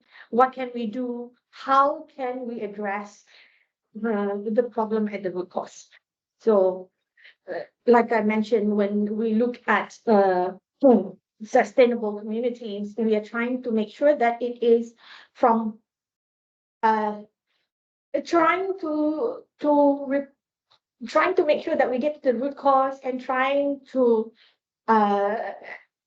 improve from there. I mean, of course, we will probably have challenges and not everything is going to be successful, but that's how we try to look at it. Not just as a plaster to cover up the cut, but why do we get the cut in the first place?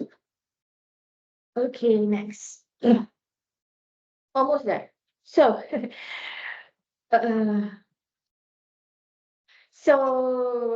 sustainable communities. In Malaysia, in 2019, our national poverty line was only 980 ringgit. So basically, if you earn 980 or the family earn 980 ringgit and below, it's considered, hardcore poor. But in 2019, it moves up to 2,208. So that's the national poverty line as per 2019. Be honest, I don't know what is it now, or if there have been any new studies. With there have been studies on livable, how much you need to earn to live, but I am not sure if there is a national poverty line. Maybe there is. I just have not looked at it properly. So even though in our UN SDG it says that we don't have anyone that is we have achieved UN SDG 1, which is no poverty, but sometimes I think we have to relook at it like quite consistently to make sure things are getting more expensive. And when we look at sustainable community, we look at it not just in the way that the society behave, meaning that for it to become a sustainable community, we need to kind of reduce waste, reduce our dependence on traditional electricity, in all those kind of things. But we also look at it on how the whole system actually kind of grows. So and a lot of things affected, and you are a finance professional, so you know that there are a lot of macroeconomics kind of issues.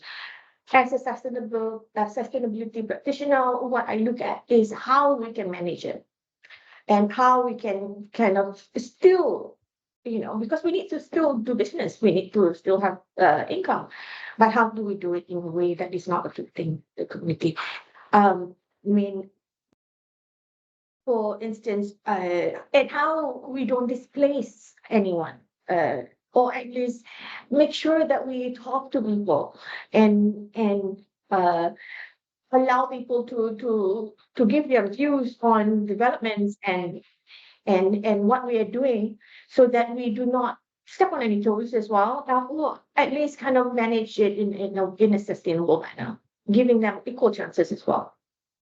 Now, when I talk about sustainable communities, we talk because my head office is in Johor Bahru, and in every weekend we have a horde of people from neighboring country, I shall not name names, come in and buying a lot of things. And because, of course, the bigger currency. Now, one of the impacts of this is the prices go up. So how do we make sure that our communities are also protected from all this? And this may be a bigger or governmental kind of questions that need to be answered, but locally, in our own way, we can all do something. Okay, I think I've talked quite a lot already. Next, please. I'll just touch on the last point, really, and how we are moving forward as well, and using AI to look at our CSR initiatives, to look at our ESG initiatives internally and externally, to see where we can actually make a real impact, so that we can also monitor how we are doing. Look at potentials, look at things that we can move into, and using generative AI to kind of like be able to focus our initiative so that we can really do actual help. Next, please. A lot of challenges, of course. It is things that we have to do together. It is, and because of that, in Yayasan Johor Corporation, we do things in collaborations, because even within organizations, within companies, within JCorp, and our investment holding companies, and also our peers in Johor and around, we work together as well, to make sure that or to try to make sure that we are addressing some of the issues. So, like we say in Malay, sikit-sikit jadi bukit. Kita try, or just small steps, and hopefully it will make a difference. Next, please. Of course, now my consultant hat comes back in, and the banks can be big on social impact. So, even with your now with the Islamic finance, you like Islam, you are going. So with all Islamic financing, you go on Maqasid al-Daruriyah, and that is really already talking a lot on social and building social community, empowered communities, and making sure that we are not just looking inside, but we are also giving back outside. And at that, I'll give you just a short video presentation on what we do. It's 3 minutes, so not too long. And then I will open for questioning. And we'll see what you said, basically, later. Thank you.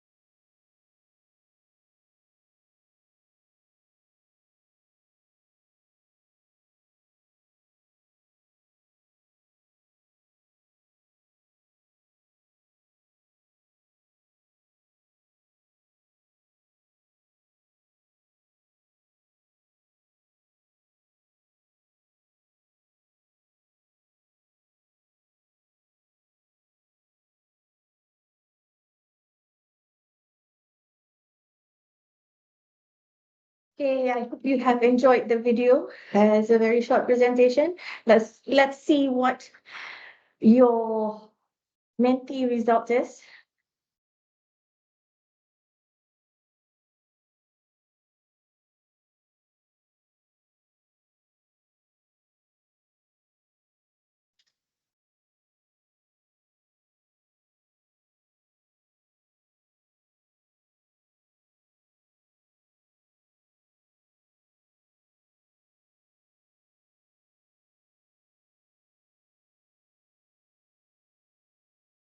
I see that the main thing is recycle, reuse, reduce, recycle, participation, people, paperless, equality, all good ones. Thank you very much. Thank you for participating in the mentee.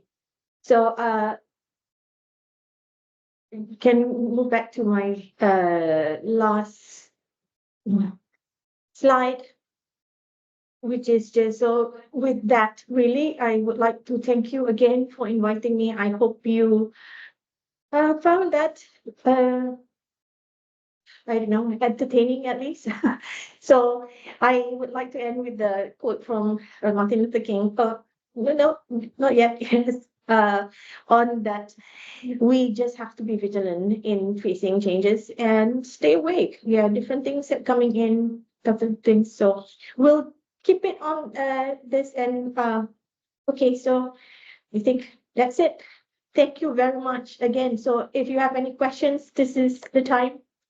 I will pass you back to Dr. Nani to moderate. Thank you very Thank much. you, Juan. Thank you for the very lengthy explanation on your drive, aspiration, and mission on ESG. However, we do have several questions that we want to ask. If we can have a little bit of your time, I think about 15 to 20 minutes now. First of all, I've got a few questions to ask. Now, I always think that Johor is actually ahead of others, other states, in terms of development and integrity and everything. Yeah.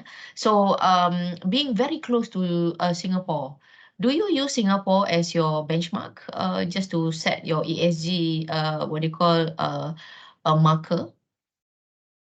Actually, not just Singapore. Of course, we do, and we work together with the Masjid Foundation as well, so that we do collaborations. So we learn from them as well. But we look at internationally as well. I mean, look at port foundations, for instance, on how they are doing things. We look even to our own Yayasan Hasana and how they work at things. So it's not just, and we look at Bill Gates Foundation, that's why when we look at the issues and we look at the problems, we don't try to just kind of stop at just the problem. We look at how we can manage it from the root cause itself. You have gone through and you have been exposed to so many of these what do you call gold standard companies, yeah, in terms of ESG. Which one do you think is the best that we should start looking into to actually follow their practices and also their way of ESG? Which one do you think is the best? Yeah, I mean, is it Quad Foundation? Is it Temasek? Is it Bill Gates Foundation? I think, we should look at them and we can take advantage with looking the best at everyone. So instead of just looking at, I think not just one, we can look at how Temasek manages its equity, for instance. We look at how Bill Gates are looking at root cause of the matter, because for us in Malaysia, in a lot of the foundations, a lot of times we also lack funding to really do for some of the things. So even though we like to emulate people like Temasek or the Bill Gates Foundation, so we may not have the funding to kind of move forward with it. So what we do is we look at how they do it and see we can do it in a equally impactful but smaller scale. So because otherwise it can be a little bit too restrictive. It's easier for bigger foundations with unlimited amount of funding to do really, really big things like research programs and stuff. We do want to start looking at those, but maybe, see how we can start more. And just So take you're saying explorations for So you're saying different corporation have different way of doing things, ESG, like Bill Gates, he would like to find the root cause. Like he's gone all over the world, I think for health purposes, to find what is the root cause of measles, chickenpox, and things like that, in terms of hygiene. So we should take bits and pieces of the best practices around the world for ESG, right? That's what you're saying, right? Correct, Dr. Nani, right on this book. Because we may not have enough funding, for instance, to do the same thing that he does, but we can take exploration on it and look at what is it that we can do. And the other thing is we can also do collaborations with these bigger foundations so that we can also learn from them. Another thing, what is there anything that we should not do in ESG? Okay, this is a mistake not to do that. I mean, I'm sure you have hit some walls before, maybe we can learn a little bit or two in terms of your experience, they can you share with us. Okay, you don't need to do this, you don't do that, don't do this, your advice. I think the reason I think, and I know I'm saying this a lot, the root cause is because exactly that. And one of the things that we have encountered is sometimes just like giving money, for instance, does not really change anything. So, for instance, there are instances of people who just want to take sort of donations, for instance, but nothing changes, right? So you need to kind of look at what is really the problem. So what I suggest is when you're looking at ESG solutions and stuff, and this is why a lot of the company there are some companies that get a problem of greenwashing or whitewashing or those kind of things, because what they do is just a temporary measure to stop it at a very surface level. So, and I feel that is counterproductive and waste of money, basically. So when you're looking at your solutions, you're looking at when you're trying to execute your ESG strategies, do take the time to look at what is the root cause and therefore address it at the root cause, even though it may take a bit more time, rather than just putting it covering it up and then saying that that is done. I agree with you. Giving money is not the solution, because if you are actually trapped in poverty, let's find the root cause. Perhaps it's because of education, because of skill, because of lack of opportunity, rather than giving cash. It's not going to solve problem because cash is not sustainable. We cannot always afford to give cash. Am I right? That's true. Yeah. Yeah. Okay. And then I believe talk Jacob, from the bank perspective. your company is, I find it Conglo. You have Kulim, you have KPJ, and you have JLAN, and you have QSR. So in a way, you slightly skewed towards consumer. However, how do you set ESG target and implementation and mission and vision processes for all these different diverse of company? Because I think like Kulim, the challenge is something else, but KPJ is something else. QSR is something else. How do you integrate everything into one that would serve Jacob in terms of ESG? See, that's the beauty of it. So because we are an investment holding company, we do have a strategic vision, like a bigger overarching target, but each of the investee codes will have their own, because you rightfully pointed out they have different things. So they all of them will look at different ways to do it. Let's look at decarbonization, for instance. So we align ourselves with the national target of net zero by 2050, right? So then however, and then internally, we will give interim targets for each of the investicos. But how the investicos move towards it is entirely their own way. Because, for instance, when you're talking about decarbonization and GHG emission for Kulim, what they need to do will be completely different from what KPJ needs to do, because KPJ will look at it that is truly just on healthcare. So where they are emitting the most is completely different from where QSR is emitting.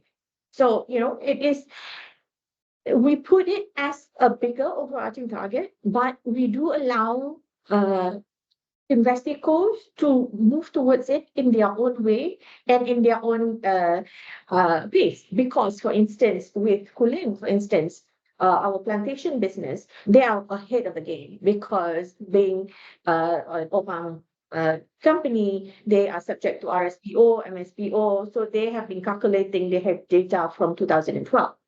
Meanwhile, for the other ones may not be so advanced, and they may have just started a few years ago instead of 10 years worth or 20 years worth of data.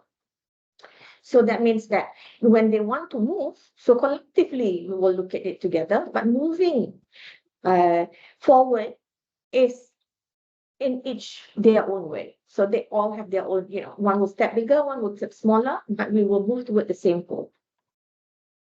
Having said that, okay, sometimes perception is reality. Should I go today to KPJ Sungalong, or if I go to KPJ Damansara 2, or if I go to KPJ Tawakal, when I enter that hospital, what should I think of their ESG practices that should come in mind? Is it the environment? Is it the social? Is it the governance that actually stands out for KPJ hospitals? Can you enlighten that? Okay. Well, KPJ hospitals, there's a few actually in KPJ hospitals. So internally, we look at how we take care of our nurses, the first responders. They are very good. We are already also for KPJ hospitals have started putting, when it comes to environment, even though it will not be full, because, of course, hospitals require a lot of energy, but we've already started putting on things like solar panels, making sure that we have some renewable energies in place as well. Externally, like I mentioned earlier, and maybe it will be touched in Waqaf, we have the mobile clinics, Waqaf, called Kawan Clinic Waqaf, where we go and help the underserved. So it's little mobile clinics that go into the remote areas all around Malaysia, not just in Johor, to cater to that. So it's multifold. You can go to the KPJ clinic and see that we are doing things in a whole bunch of different areas, all making sure, and in each way, and in all the ways we contributed to the society. Recently with KPJ, we have also signed up with Mayo Clinic, which is one of the biggest independent community type of a hospital in the world, where they get information and data from the university. So if we have something that we need reference from, we can tap into the Mayo Clinic database and help. So lots of different things. So you can come in and look at all different angles and hopefully see sustainable and ESG strategies in pretty much everything, almost, not all. Having said that, a slightly lighter topic, can we achieve gender diversity in nurses? Can we?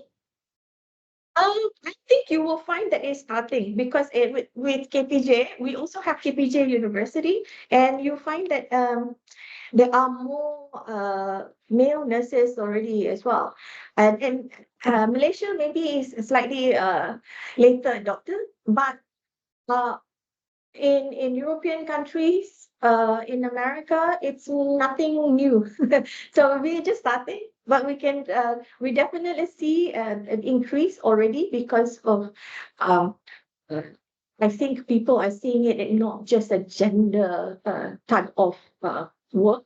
I mean, I have a friend in France who is above 50 and has been a nurse in France for the past 40 years. So, it's not a new concept, but in Asian countries, I think it's slower getting adapted. But Even in KPG University, where we train nurses, we see a lot more non-females coming in. Is there any target for gender diversity for nurses? I mean, I wonder, could it be 50-50, like for workforce, we would like to aim for 50-50. Is there any target for that? I just wonder, because I know when we go to any hospitals, I mean, by right, usually we see only female nurses and things like that. So I wonder how soon can Malaysia achieve gender diversity in terms of nursing profession? Think gender diversity in nursing profession in Malaysia, at least for the moment, and then this is my opinion, it not that we don't want to, but there's just not enough nurses that are male that can, even if we put it as 50-50, there's still not enough to kind of, even if you put it at any kind of target. So Yeah. it's just the question of there's no supply, really. In fact, to be honest, there's not enough supply of nurses, period, of any gender. So for Is it not just a Malaysia, I mean, nationwide? this is whole world. Yeah, is it a nationwide issue or global issue of shortage in nurses? It's a global issue. Uh, I think you will see, like, the NHS, even Singapore, that's close by, for us as well. Because nursing is hard work, and they, study just as hard as they require proper qualifications as well. So it's expensive to some, of course, the qualification, and it's requires certain amount of commitment as well. Same with doctors. Mm-hmm. So I Having think said it's a that, global. can you share CSR ESG on the angle of consumer sector QSR? I mean, is there any specifics that deserve some special highlight from you? Well, with QSR, I think one of the things that, of course, the main thing for QSR is the KFC and Pizza Hut brands. And due to the conflict, not even though we try to educate and saying that it's not, it's a franchise, therefore it's franchisee things, and that it is fully owned by Johor Corporation, but there's some issues in terms of economic issues because of the war. But nevertheless, I want to also highlight some of the good things that they have done other than the SLDN program that we did earlier. In Singapore, they went fully fledged into Singapore. KFC is also part of QSR, part of under our Investico. They did energy efficiency program through an app, so that it seems like a small thing, but it's actually a very big thing, because what it does is it looks at when you order online, it looks at the location. So the app gives the closest outlet and the closest rider to uh, actually. So it doesn't allow people from the rider from really far away to come in. So it optimizes basically transport and logistics. So it's an internal logistic program that allows for the maximum energy efficiency. Same with the likes of what a lot of the bigger logistics companies are using. So QSR is doing that and actually get a major reduction in GHG emissions through petrol and diesel consumption because of it. Sorry, Puan, this taking a little bit long, but how would last final question for me? Your view on whitewashing and also greenwashing, coming from somebody who's actually, doing ESG work. I think with greenwashing, you just have to be very transparent. Now, you need to know what exactly your objectives are, what you are doing, and how you're doing it. To avoid greenwashing, you just need to be really open. So I think that is the key to it. And also to avoid greenwashing is to make sure, again, you are not just, doing a very surface level thing. So you need to look at what your target is, what is the objective on doing that particular program. So that is how we avoid greenwashing. So it is more difficult for some of the companies like manufacturing, because they really need to look at what really is the problem. So a lot of the companies that has been accused of greenwashing is because they go into a, a solution that is more surface uh, than giving actual resolution to the problem.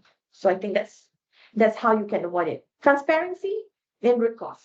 Objectives, clear on your objectives. What do you want to do? So then what your steps to achieve that objective. You have to be transparent about it. So in that way, it's easier to avoid greenwashing allegations. Okay, Puan. Sorry, if we take slightly long time, but we would like to take this space to actually, we from Bank Islam and also BIMSEC would like to extend our great appreciation for Puan Zurita for making time with us today. It takes passion, determination, and commitment to be talking about ESG. Because you don't get to see the result overnight. You just have to continue doing it, until you get the result. It could take Malaysia zero carbon is until 2050. It's going to take 26 years from now, but we have to start today. But then again, everything that we do today is for the next generation. We want to leave this country, this earth, this environment intact for the next generation. With that, we wish you selamat Nuzul Quran. And if not too early, selamat Hari Raya. I think it's less than 2 weeks from now. Thank you so much for making time with us. Any parting statement before we end the session with you? I know there are some questions I did not manage to answer, but do feel free to get in touch on LinkedIn if you want. And thank you very much. And like Dr. Rosgani said, I hope it's not too early. Selamat Hari Raya, maaf zahir batin, and I hope that was interesting at least. Thank you. Thank you so much, Thank Wan. you. Yeah, take care. Thank you. Sabrina, over to you.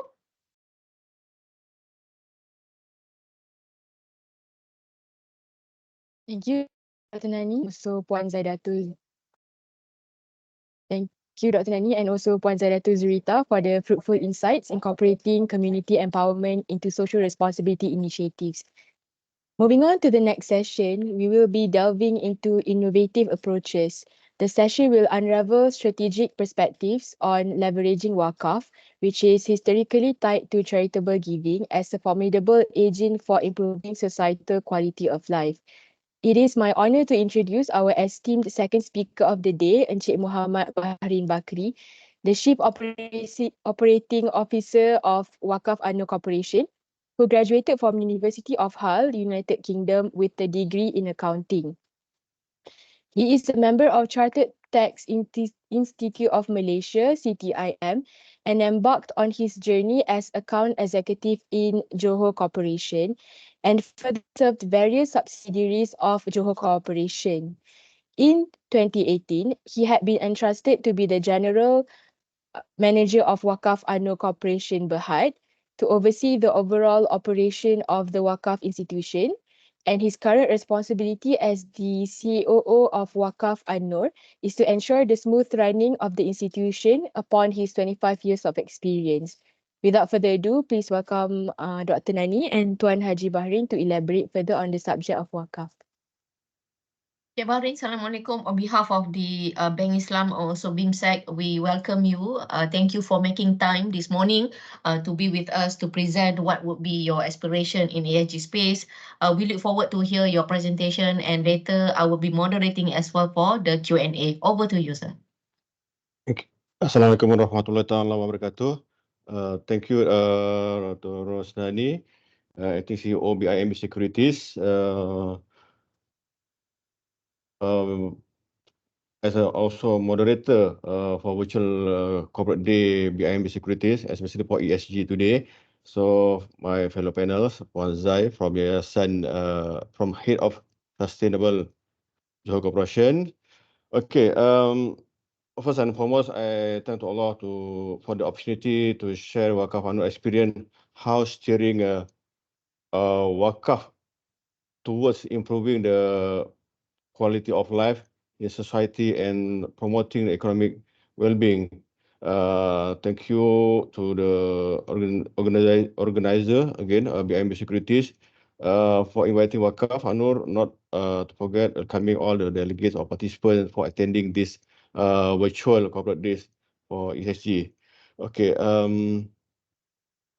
I'm so sorry. First of all, my apologies because all the slides is actually in Bahasa Malaysia, but I think it's okay, right? So hopefully I can explain further, even though in the slide presentation in Bahasa. Okay, first actually the role and the responsibility. Next, please. Okay, actually,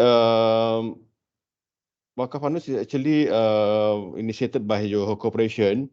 Uh, to manage the Wakaf shares. I think in 2015, your corporation intend to Wakaf the shares uh, in listed co. About 5% in listed co, they plan to Wakaf. But generally, Wakaf must be go to Majlis Agama Islam Negeri. But at that time, Majlis Agama Islam Negeri Johor, they don't have any expertise to manage the wakaf share. So what they did is actually Johor Corporation and Majlis Agama Islam Negeri Johor agreed to create a mutawali or nazir has. So that's why wakaf established in 2000 to manage the wakaf share. So it's actually before 2018, all of staff under Wakaf Anur is actually from Johor Corporation, seconded to Wakaf Anur. But after that, in 2018, we already 100% absorbed under or employed under Wakaf Anur. So talking about the agihan manfaat. Agihan manfaat is the analogy for dividend policy. Technically 45% plus 5% I must give to ummah or public or to rakyat. Then the rest 50% I need to reinvest. So technically after PAT I need to declare 45% plus 5% equivalent to 50%. We need to declare and pass this all the benefit of wakaf to the ummah. So in terms of scope, Nazir House or Mutawali, currently the authority given or the scope given by Majlis Agama Islam Negeri is actually on the Wakaf shares and cash, but limited to Jacob Group. Then this one the initial establishment of Wakaf Anur, but then subsequently we request for additional scope for managing the mosque, clinic Wakaf Anur, the grave of Pusara, and also pewakafan yuran keahlian. Because Wakaf Anur is actually limited by guarantee. So we don't have any shares. We go through memberships. So actually, we open to all the participants to be members of Wakaf Anur at minimum 10 ringgit. So meaning to say, that's fee or yuran, we going to translate or convert into Ain Wakaf. Previously, this fees is actually we treat as a OPEX. But then I think since 2021, after we get approval from the Majlis Agama Islam Negeri Johor, all the fees from members we convert into a wakaf. So technically, it's going to go to balance sheet rather than in the P&L. Next, please. This is the evolution of corporate wakaf. It's actually previously in 1998 is a traditional approach whereby we have a pewakaf fund from Jacob in the form of rangkaian klinik wakaf Anur, rangkaian Masjid Anur, property for rumah anak yatim, Tanah Darul Hanan, and also for the school. So this is a traditional approach. But then since 2005, we implement the wakaf corporate. Wakaf corporate means we receive endowment or in the form of shares from Johor Corporation, uh, from their subsidiary. For example, shares in Tiram Travel. So Tiram Travel is actually at the time 75% of the shares held by Jacob has been wakaf or endowed to Wakaf Anur. Same goes to the Kulim. For the listed co, normally about 5% from the list shares has been wakaf to Wakaf Anur. So actually, but then 2017, from the exclusive, I mean from the Jacob Group itself, now we goes to inclusive, mean pewakafan from public.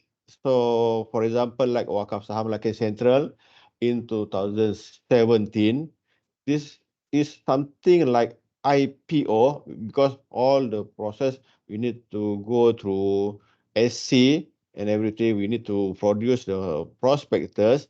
What happened is actually we offer, Lakin Central issue the shares to the public and then subscribed by public, meaning to say, Lucky Settlers is going to receive the money or cash, but then the shares has been renounced or to the shares has been wakaf to Wakaf Anur, meaning to say, Lucky is going to receive the cash and Wakaf Anur is going to receive the saham.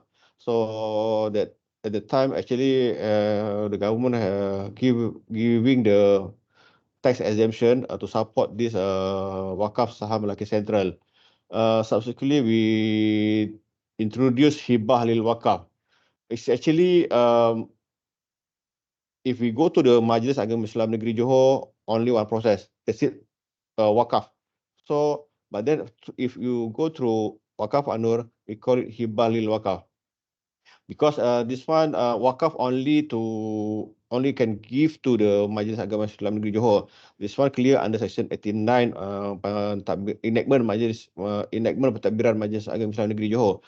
So what happened is actually we design this product through hibah first, meaning to say public giving the hibah to Wakaf Anur, but Wakaf Anur undertake to convert that hibah become the wakaf.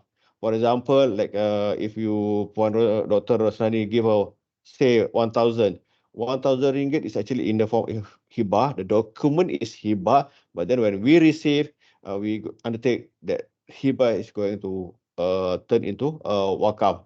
So then we also produce pewakafan yuran keahlian, meaning the membership, like I mentioned just now, is actually any yuran of fees, membership fees, actually instead of become OPEC, in 2003, we convert it into Ain Wakaf also.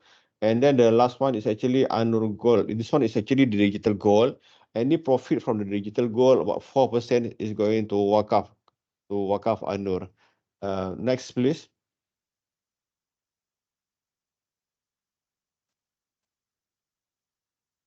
This is a strategic framework from Wakaf Anur based on the foundation Maqasid Syariah. We have 5 Maqasid Syariah in terms of nyawa, akal, agama and everything. We have 4 main pillar under Waqaf Anur to manage the Waqaf asset. First, actually, in the form of portfolio or shares, representing about 80% from the total asset in Waqaf Anur, and then property. Property actually are around 20%. Aranu and gold is actually pawnbroking is actually in the form of investment. And then the last one, initiative Wakaf, I will explain further after this. Mostly in the form of like for example, like a Wakaf fund from the members. I mean the membership fees, unit trust. We collaborate with PMB investment, and also we collaborate with Takaful, for example. So from the four pillars is actually we need to first our responsibility to suburkan the ain wakaf or harta wakaf, and then number two we must get the higher return. Under our investment policy, the minimum return is actually 5%. Quite tough for us, but then it's actually to make sure that this harta wakaf is going to give the higher return. This from this return is actually we minus the OPEX, for example, the salary and so on, and admin cost. Then after the PAT, we going to declare the so-called dividend just now. I mean the hujah wakaf, the 50% we need to distribute to the ummah. So in term of pembangunan ummah, we have split into four category, mainly kemasyarakatan, kebajikan, kesihatan, pembangunan sosioekonomi, and kerohanian dan keagamaan. These are our strategic framework. Okay, next please. Okay, next. Talking about pembangunan ummah, actually, since from the beginning, actually, more than 100 million we distribute to the ummah. Meaning to say, it's actually uh, from since 2000 till now. So next year we going to 25th anniversary. Alhamdulillah, our target is actually to give more to the ummah or rakyat. So I think more than 4 million people has enjoyed the benefit of wakaf. So the source is actually we have three sources. First, of course, from the manfaat wakaf. From the manfaat wakaf, about 72 million, equivalent to 73%. Meanwhile, for crowdfunding, it's actually about 19 million, representing about 19%.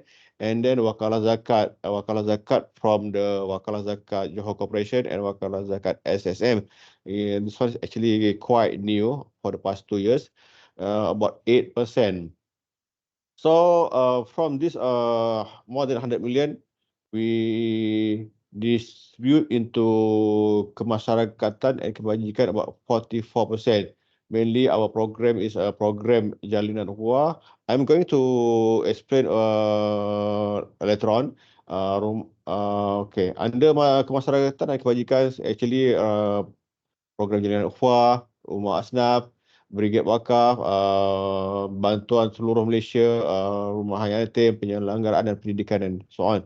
Meanwhile, for the kerohanian dan keagamaan, it's actually we managing the institution mosque, masjid institusi. We have a 6 mosque. All the salary of Imam Bilal has been paid by Wakaf Anur, and part of the maintenance of mosque is also what they call it has been distributed through manfaat wakaf.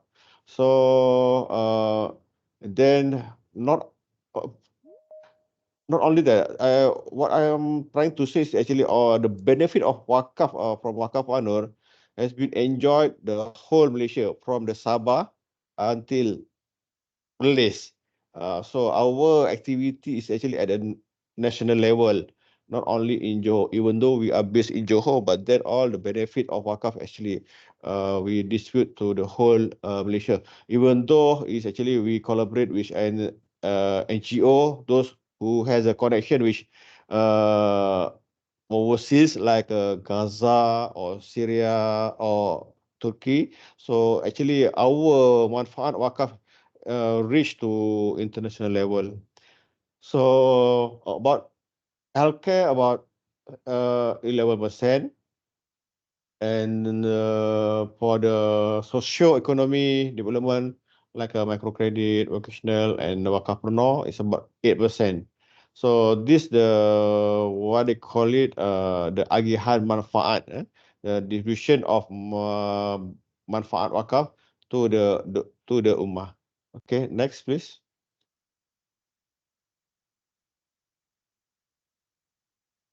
This is one first our activity kemasyarakatan and kebajikan.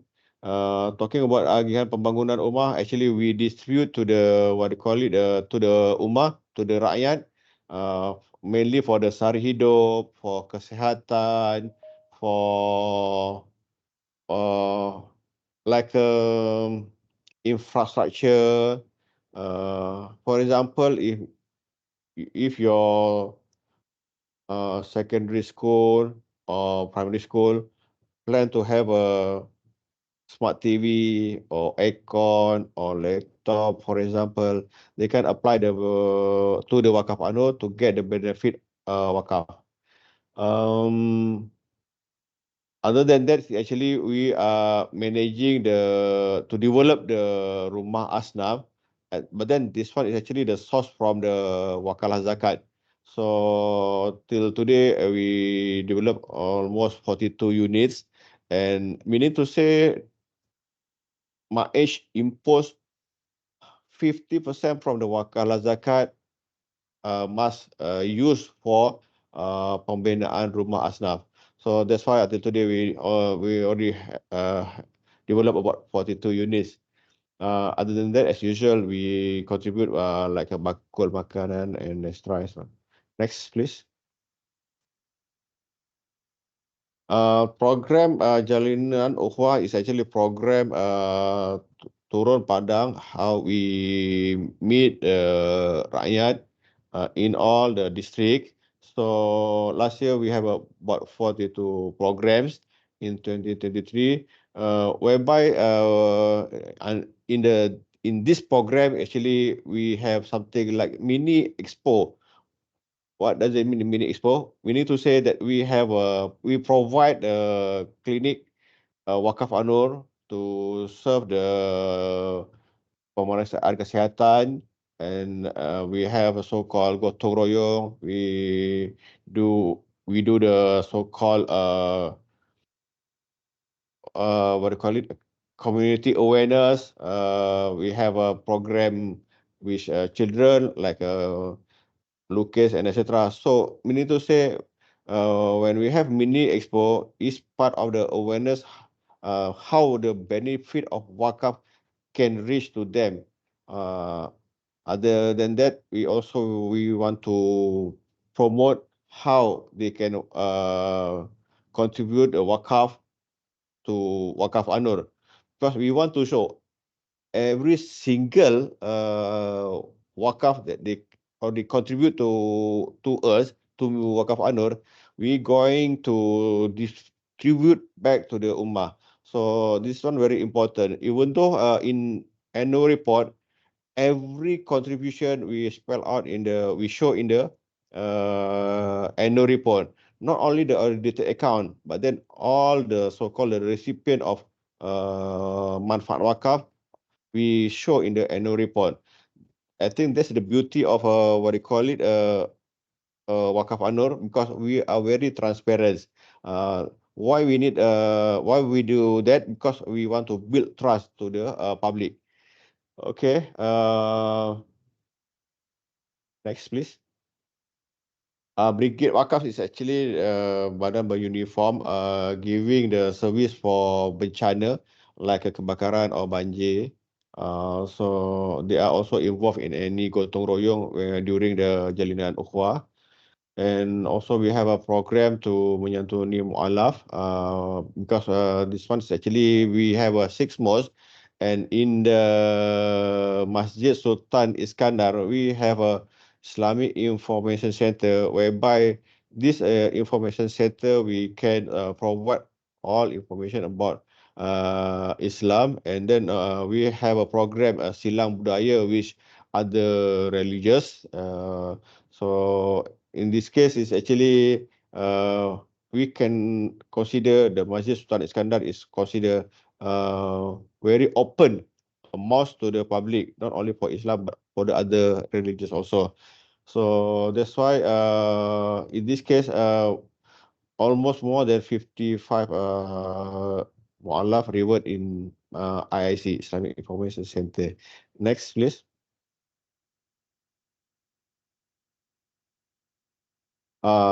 This is very important part, whereby we have about 11 clinic and 9 dialysis center, and also 10 mobile clinic, the whole Malaysia, including Sabah, Sarawak, except Terengganu, Melaka, and Perlis, if I'm not mistaken, because to operate this mobile clinic, we collaborate closely with KPJ team.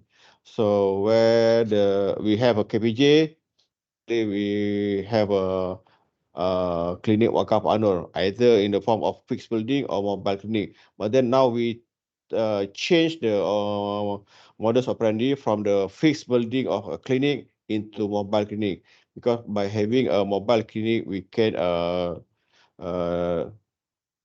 manage to go to the kampung or any PPRT, for example. So, I mean, we go to the public rather than public go to the clinic. So, actually, our rate is actually about 10 ringgit. But then the actual cost, I believe, now reached to 50 to 60 ringgit. So, the difference between 50 ringgit and 10 ringgit has been top up by manfaat wakaf. So same goes to like dialysis. The minimum charges is about 130 ringgit, whereby the actual cost I think around 250 till 300. So the difference also has been covered or top up by manfaat wakaf. The clinics Wakaf Anur has been served more than 2 million patient. And oh yeah, one thing, when we are talking about the manfaat wakaf, it's not specific for Muslim. It's actually open for any religious or races. So in this case, actually 9% from the patient actually is a non-Muslim. So to be frank here, is actually is totally different compared to zakat. Wakaf is actually quite open in terms of distributing the manfaat wakaf. Okay, next please. For this one is actually our new project, APD, automated personal dialysis. Actually, this one we call it project dialysis at my rumah. Compared to the dialysis center, whereby all the patients must go to the dialysis center, they take taxi or Grab, and then go to the dialysis center. But then in this case, it's actually you can manage by yourself at your home. Uh, so our sponsor currently about 500,000, almost 500,000, and our target about 23 patient. Currently, we get about 8 patient. So hopefully, those who has a relative or saudara or your colleague or your friend require this APD, you can contact a Wakaf Anur. Okay. The source of for this project is actually from the Dana Kebajikan Am. Dana Kebajikan Am means manfaat wakaf. Meanwhile, wakalah zakat is referring to the wakalah zakat received from Johor Corporations. Okay. So actually, this machine owned by Lucinsia, we collaborate with Lucinsia. So the modus operandi is actually we together with Capaiat Aspirasi, our 100% subsidiary, and also Lucensia, we try to find the patient, and then the monthly cost about 3,000. We use this fund, I mean, for 134,000 equivalent 3,000 per month. 3,000 per month. So up to 6 months, we're going to sponsor. So in this case, it's actually those require this APD. Actually, I know it's not enough for 6 months, but then during this 6 months, we are try to get a sponsor like so to support the program. The beauty of this product is actually you can for those who travel or who those go to Umrah, they can bring this machine. So just imagine if let's say the patient of dialysis actually it's very difficult for them to travel because they must go to the dialysis center. But then by having this APD, they can go to so-called travel or go to Umrah.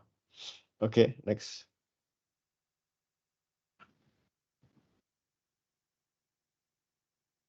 Okay, talking about the socio-economic development, currently we're providing the microcredit for 1,500 up to 5,000. We falls under Qadul Hassan, meaning to say that we only charge the management fee. Meanwhile, for 7,000 up to 200 to 20K, it's actually under Murabahah Tawaruk, the rate about 4 to 6%. This actually microcredit has been enjoyed by 600 clients, and in terms of the collection rate about 83%, so about 70% is considered NPL. Our fund is actually quite small, about 1.8 million, but this is a rolling fund whereby every month actually we can serve to other potential client.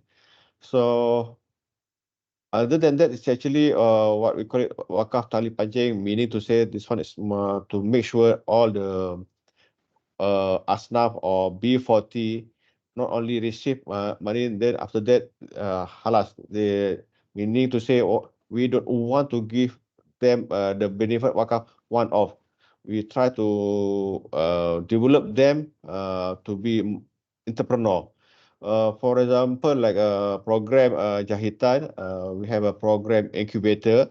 We try to train them to increase their skill and to be more independent, and also how to market. Also, we give them the training for financial literacy. Same goes to the barber, gunting rambut.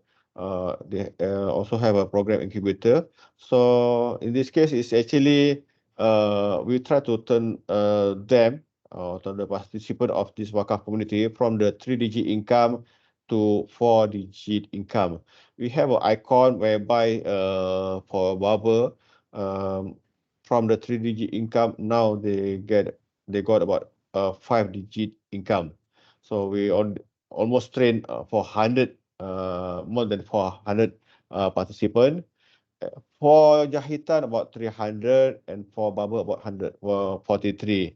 So alhamdulillah, I think uh, this one is actually part of the how we try to create CSR more sustainable. Rather than we give the fish, we give them the fishing Yes, rod. afternoon, Sam. Morning. Afternoon sudah. Okay, Yeah. next. Just want to inform you, right? Ah.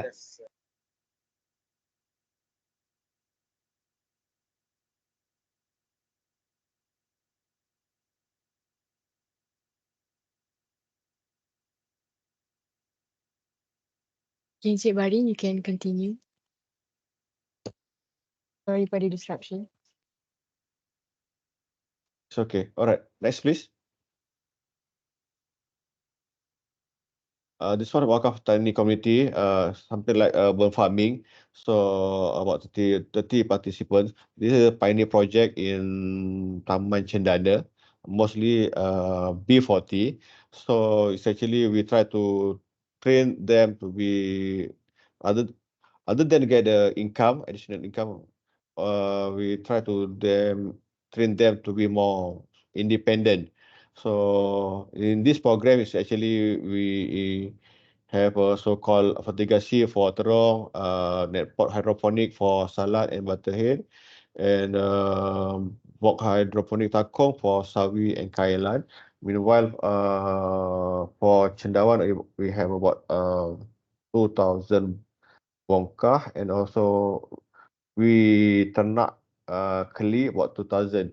So hopefully, uh, this is a pioneer, but inshallah, it's got supported by Jabatan Pertanian and also the Majlis Perbandaran Pasir Gudang to what they call it, to extend this project, the whole Johor, actually not only in Pasir Gudang. One of the exco is actually request to extend the whole daerah in Johor.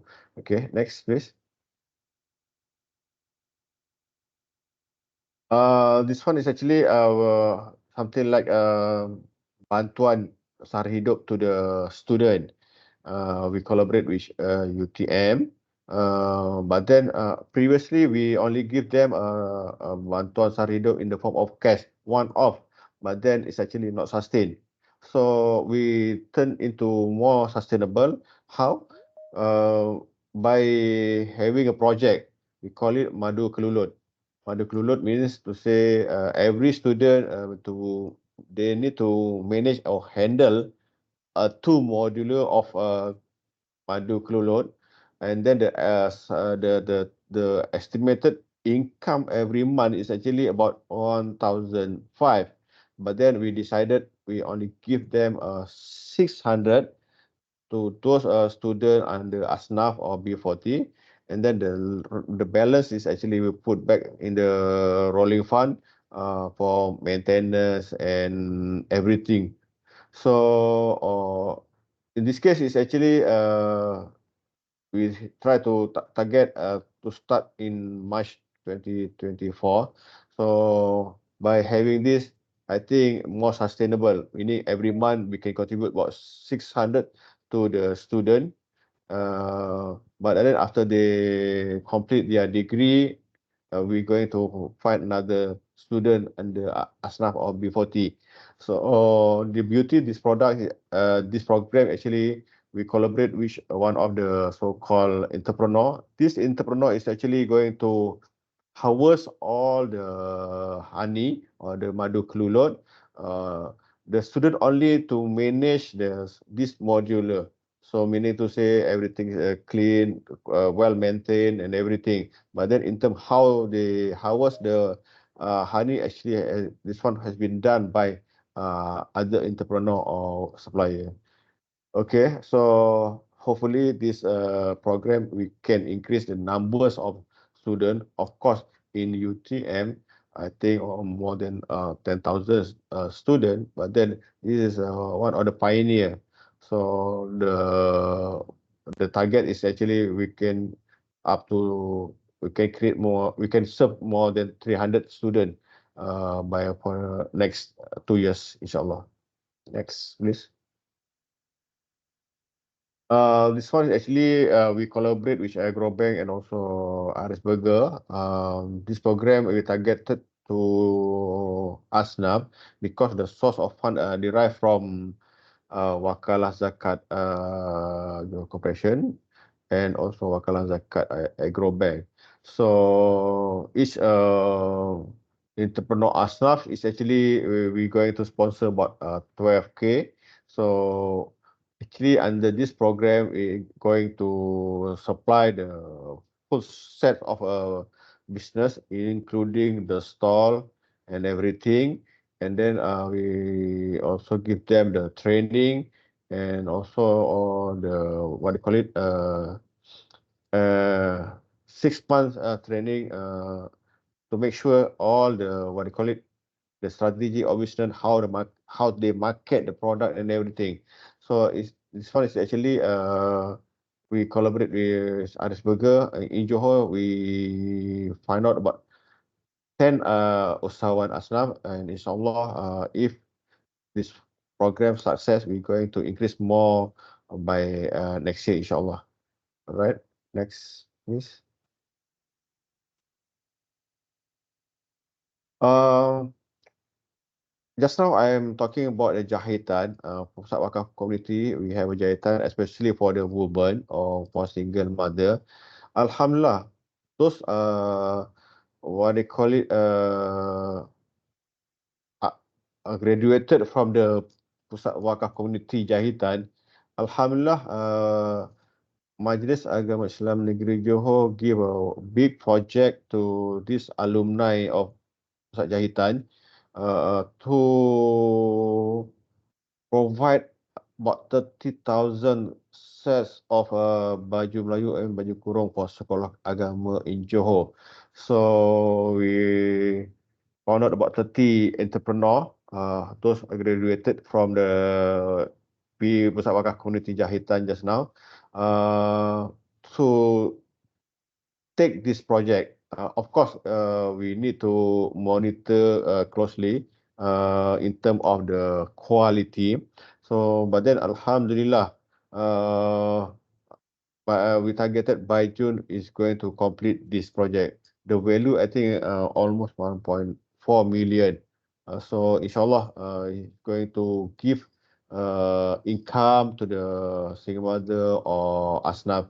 So in this case, I think this program more sustainable, right? Inshallah, other than we give them the money one off or bakul makanan.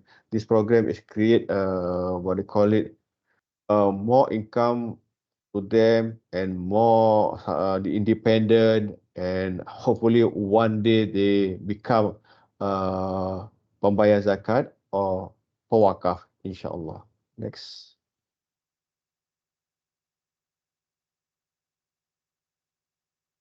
Okay, this number 4 is actually we manage about under kerohanian dan agamaan, we manage about 6 mosques, 3 mosques in the housing area, and then another 3 is actually in the shopping complex. Okay, next please. We call it this one actually masjid institusi lah, masjid institusi, whereby like I mentioned just now, all the imam bilal has been paid or employed under wakaf anur, and part of the using the manfaat wakaf, and part of the manfaat wakaf also we use for maintenance for this mosque. And we plan to build a mosque number 7 in Bandar Tiram, 30% progress, and we also plan to build a mosque in Batu Pahat in Mutiara Gading. In terms of managing the grave or pusara, actually we try to so-called copy paste like around to Sakina. I mean this like pusara in pusara dalam taman. Yeah, I mean it's actually whereby more systematic, more tersusun, more manageable. So actually even you can jogging in this area in the morning or night, because at night very what they call it, we have a solar light. So I think this area is actually very what do you call it, sangat terang lah this area. Okay, next please.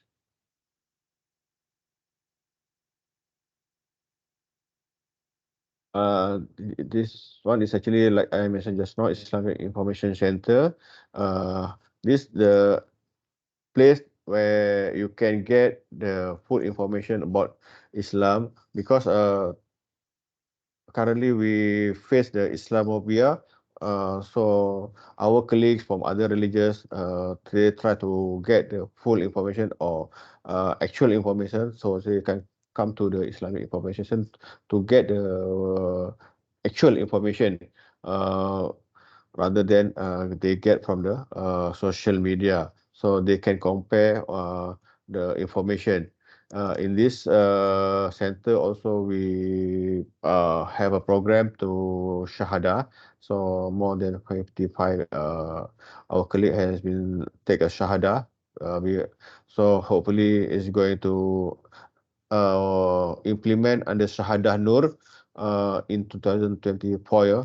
I think 3 weeks ago we launched Shahadah Nur, whereby this program is actually the follow up program to the what do you call it our colleague those yang bersahadah ni for those mu'alaf. So insyaAllah and then other things actually we have a silam budaya, we have a so-called what do you call it? We invite our colleague from Buddha or from the Sikh, from the Christian or from the church to come to the mosque to understand further about Islam or to get the actual information about Islam. And we show like how to take wudu, how to do the salat and everything. So actually in this what they call it information center, we have so-called mini cinema, talk about science in Islam. Okay, next please. Okay, talking about Waqaf asset. Waqaf asset previously in 2006 the value about 141 million, but Alhamdulillah I think last year reached 1 billion, mainly due to price of KPJ, because we one of the so-called top 10 shareholder lah. Among the top 10 shareholders in KPJ. So currently the blue color is actually referring to the Ain Wakaf. Ain Wakaf means the original Wakaf from the Johor Corporation, especially in the listed co. And we also invest in non-listed co like in Chapayan and Lakan Central. Lakan Central is actually the terminal bus in Johor. This one actually belong 100% by Wakaf Anur. But then we also have a Hartanah.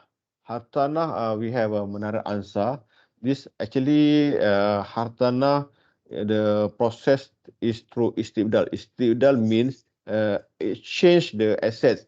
Previously, we have a shares in Kulim, but then after they did a selective capital reduction, delisting from the Bursa, so we get the money. This money actually we call buy this asset, the Menara Ansar. This we call it as a istibdal. And the red one is actually the reinvestment. The asset came from derived from reinvestment, the 50% just now. We also invest in listed co, non-listed, pawnbroking, and also we invest in a property. Okay, so even though the figure like 1B, but then the return is actually relatively is still small because around 3% or 4%, because our income around 35 to 40 million only. So currently under strategic planning, we need to diversify our Wakaf asset, not instead from Jacob Group, but then we try to invest in counter, for example, like Takaful or Bank Islam, any Syariah counter. So that's why what they call it, we try to diversify. We want to avoid concentration risk, not only in this counter. So inshallah, we plan to diversify as long as the return must be more than so-called 5%. All right, next please. In terms of property, like I mentioned just now, the Menara Ansar is actually the sub office building, office building in Johor Bahru. And then we also have a sub lot, about 30 unit, land bank about 6 unit, and a house about 80 unit. But then currently we try to what they call it dispose those assets who give the small return. Like a house is actually they give a very small return. So we plan to dispose this year partly. Talking about the pembangunan to 7 units swap lots is actually we developed in the land, one of our land bank, about half acres. Alhamdulillah, just completed November, sorry, December 2023, and Alhamdulillah fully occupied. So this asset is actually we not to dispose, we just rent out to get the return. Okay, next please.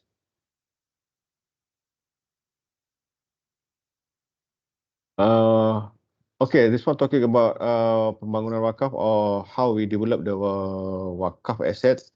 It's actually through investment in pawnbroking. We invest in one of the subsidiary, pawnbroking, Wakaf Anur Gold.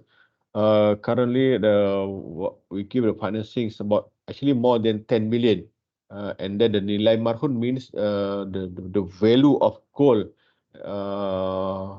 charged to the so-called to pawnbroking. That's the value of gold. So this one of our subsidiary, and then at the same time we also have a digital gold with Patos Syariah, and the minimum price about 10 ringgit, and the profit of this transaction actually the 4% is going to Wakaf.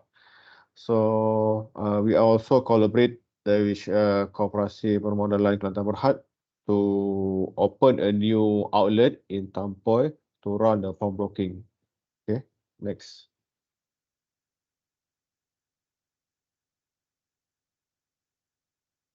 This one of our subsidiary, this one is actually Amel Corporate, whereby what they call it, all the group subsidiary of Johor Corporation, those who plan to pay the zakat, siapa yang actually going to give the advice to the company, and also currently they run the motivation program, Mutawif and everything. Okay, next please. So talking about the development of Wakaf or managing the Wakaf asset, we also invest in Laki Central Property Berhad, like I mentioned just now. This one is actually the terminal bus in Johor Bahru, second largest in Malaysia after TBS. So what do you call it? About 16 acres, and then very consider certain land still undeveloped, and we plan to develop for mixed development like high rise, for example. So actually, this area, this subsidiary actually giving the profit, giving the what do you call it, create the profit, a lot of profit last year after post pandemic. Alhamdulillah. But of course, during pandemic, because when the border closed and everything, about 2 years, they making loss. Okay, next please.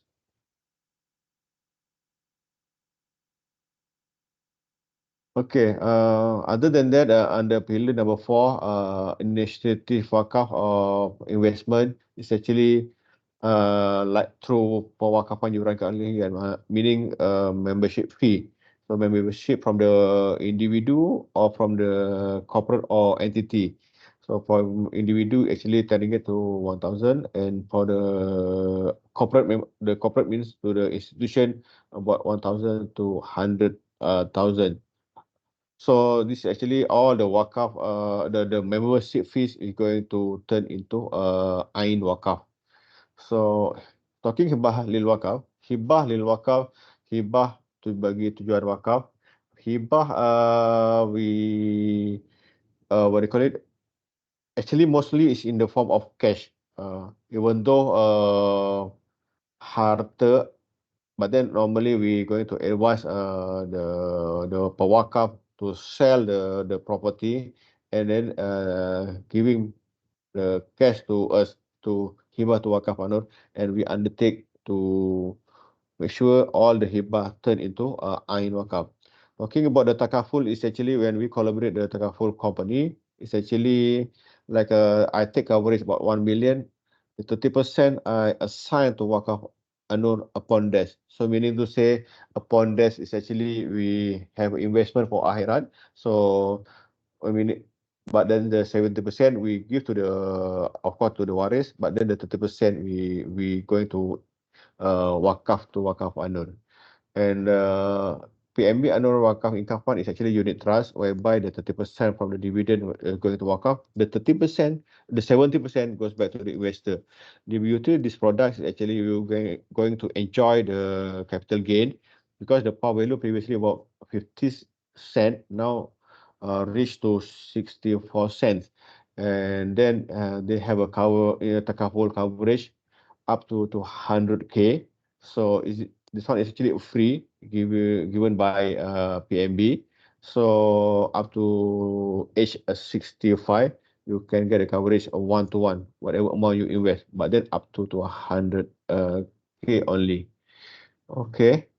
But then this takaful coverage, if let's say you meninggal dunia, the 30% is going to what do you call it? Going to wakaf anur.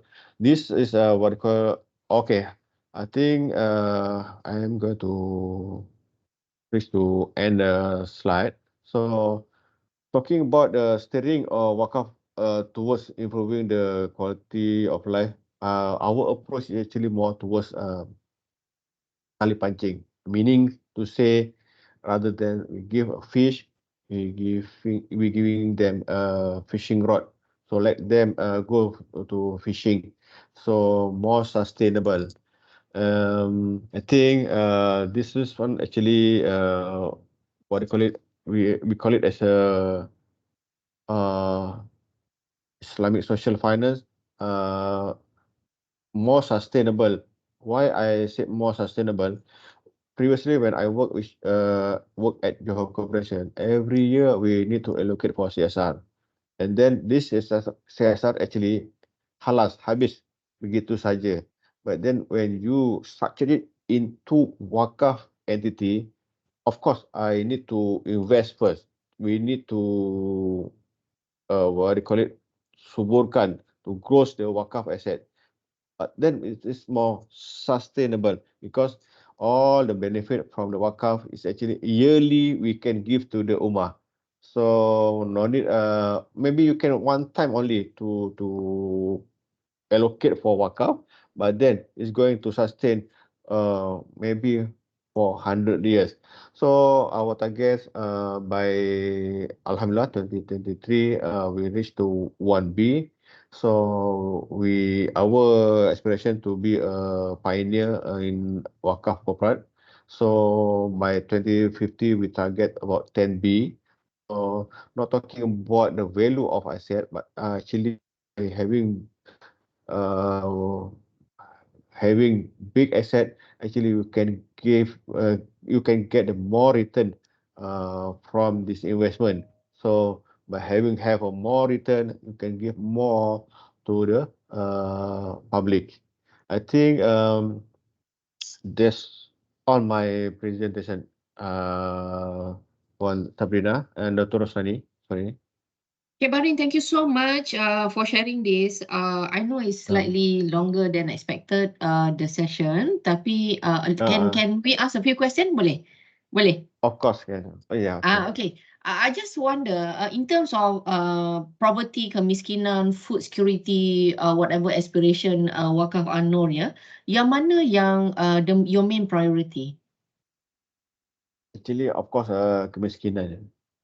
Kemiskinan, Yeah, poverty. Because that's why our program mostly is actually what they call it in the form of tali pancing just now. Pusat Wakaf Community actually relate to the B40 single mother, even Baba also same. We focus on the B40 Wakaf Community just now, also B40 or Asnaf. What else? Just now the collaboration with Aris Burger, Farm Fresh, everything is actually our focus actually more toward poverty because uh, the poverty we need to resolve first. because from the poverty, after we can resolve the poverty, of course they can increase their, what do you call it, improve their life. I mean, they can serve their children and everything. Yeah. How do you measure the success in terms of poverty? Because poverty kadang it's not easy for us to know, okay, we have done this much, this is a long way to go. Macam mana kita measure poverty in terms of charity? Okay, actually, we need to have a so-called data. Currently, we implement a high impact analysis. So, meaning to say, when when invite them to involve in our program, we want to make sure previously how much their income. After they join our program, how much their income, and then actually, uh, several of our participants has success to be entrepreneur. So actually, that's why what they call it. Uh, when they success, we hope that they can serve another community together with Wakaf Anur. So actually, poverty is our key, our focus. So in terms of measuring, actually based on the income only. Yeah. Other than that, yes, normally actually dia punya what they call it, the kebahagiaan lah. Previously, for example, even for rumah asnaf, doctor, last time they rent the house for 400 ringgit, 500 ringgit. But then after we give them the rumah asnaf, this 500 ringgit is actually is now become extra in their pocket. Okay. Apa benda, I know Islam does not discriminate, tetapi in terms of poverty, which non-Malaysian kan, immigrant pun do face this kind of challenges in life. But Wakaf UMNO, dia target dia hanya Malaysian saja ataupun buka for non-Malaysian? Terus yang ada program biasanya memang for Malaysian. For Malaysian, non-Malaysian actually normally we just give one off like bakul makanan, kesihatan, one off lah. Kita tak bagi tali pancing lah. I see. Tapi adalah, I mean, it's not that tak ada langsung target selain dari Malaysian tu ada non-Malaysian pun dapatlah benefit daripada Wakaf An-Nur. Yes. To be frank, during the COVID, I think most of them actually yang non Malaysia ni bila tak ada kerja, no income for example, memang they are very depending on Wakaf Anur for bakul makanan. Last time I actually see. we contribute about 4 million for bakul makanan. In terms of food security, is there any initiative by Wakaf An-Nur? Because I know this is one of the pressing issue in ASG, food security, especially when COVID recently kan, kita short sana short sini kan. So apa Wakaf An-Nur able to do or able to help in this aspect, food security? For food security yang so-called macam besar-besar tu memang kita currently what they call it, plan to acquire the estate. But then for the more small one, yang itu bolehlah bantu, for example urban farming. Tapi this one actually not defined under food security pun. Tapi yang involve direct, actually we currently intend to acquire so-called estate lah. Cumanya what they call it, when we talking about because originally the scope is actually we are mutawali to manage the wakaf shares. So actually we more involved in shares in Bursa Malaysia. And then the beauty of what they call it, the wakaf shares ni, it's actually the dividend is tax exempt. So actually, when the income is tax exempt, we can give more to the public. So tapi in terms of benefit, actually memang currently talking about food securities is actually we have a plan but yet to implement lah. In terms of climate change, apakah peranan Wakaf An-Nur? Climate change actually in the terminal bus Lakin Central. Okay, actually we're going to what I call it, install the Solar solar panel. Yeah. panel, Okay. the whole roof, and then we collaborate with one of the big player in Malaysia to implement the EV chargers in Lakin Central. Because Lakin Central we plan to turn into smart and green terminal. So currently we collaborate with UTM to have so-called what do you call it mm, master plan for smart and green terminal. Mm.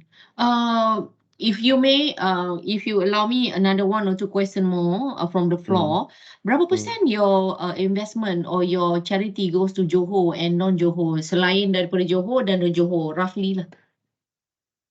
I think of course like, because we it's actually in Johor, I think more than 50% actually in Johor. The rest is Mm. actually the whole Malaysia lah. That's why Uh, just to share here, Doctor, that's why Bursa Malaysia or SC prefer to collaborate Wakaf Anur because our activity more towards national level rather than specific in Johor. So furthermore, actually our reporting wise through annual report very transparent. Everything single cent we show in the annual report. mm-hmm. In terms of governance, Apa tu having said that, I think Cik Barin, the what do you call your aspiration is very close dengan aspiration Bank Islam, because we do have Sadaqah House that we want to accumulate about 1 billion after a few years, and then distribute whatever that we could to help the needy. And we also, in terms of that, we do give green financing with competitive rate and whatnot. So having said that, we want to say thank you for a very enlightenment presentation by your company, and also by Puan Zurita tadi, because it opens our eye that actually we need to do more in our efforts, compared kita ingat kadang-kadang our initiative ni cukup tapi orang lain inisiatif lagi banyak, ya, dengan kemiskinannya, dengan pelajarannya, dengan food security-nya, macam-macam. So I think we should start to assess ourselves, where are we today and compared to the rest that actually have done so much, like Wakaf An-Nur, which has been our partner for so many years. Sebelum kita tutup sesi ni, ada sepatah dua kata daripada Wakaf An-Nur. I think thank you Dr. Rosani to give opportunity to Wakaf Anur to share our experience, and hopefully we can apa ni berjumpa kita semua hopefully especially for Muslim to get Lailatul Qadar, and we can jumpa lagi in the next Ramadan. So I think I want to take opportunity juga untuk mengucapkan selamat Hari Raya. And one thing lah, actually Wakaf Anu just nak share sikit when we involved in debat urus di baru-baru ini under KEB, I think Tan Sri Wahid plan to so-called copy paste our replicate our module. I mean like a Johor Corporation create a subsidiary to Wakaf, so to tailor-made which Wakaf Madani. So hopefully benda ni materialize lah for the dalam short coming period ni. So from the Wakaf Anur, once again, I think want to take a opportunity. Thank you very much.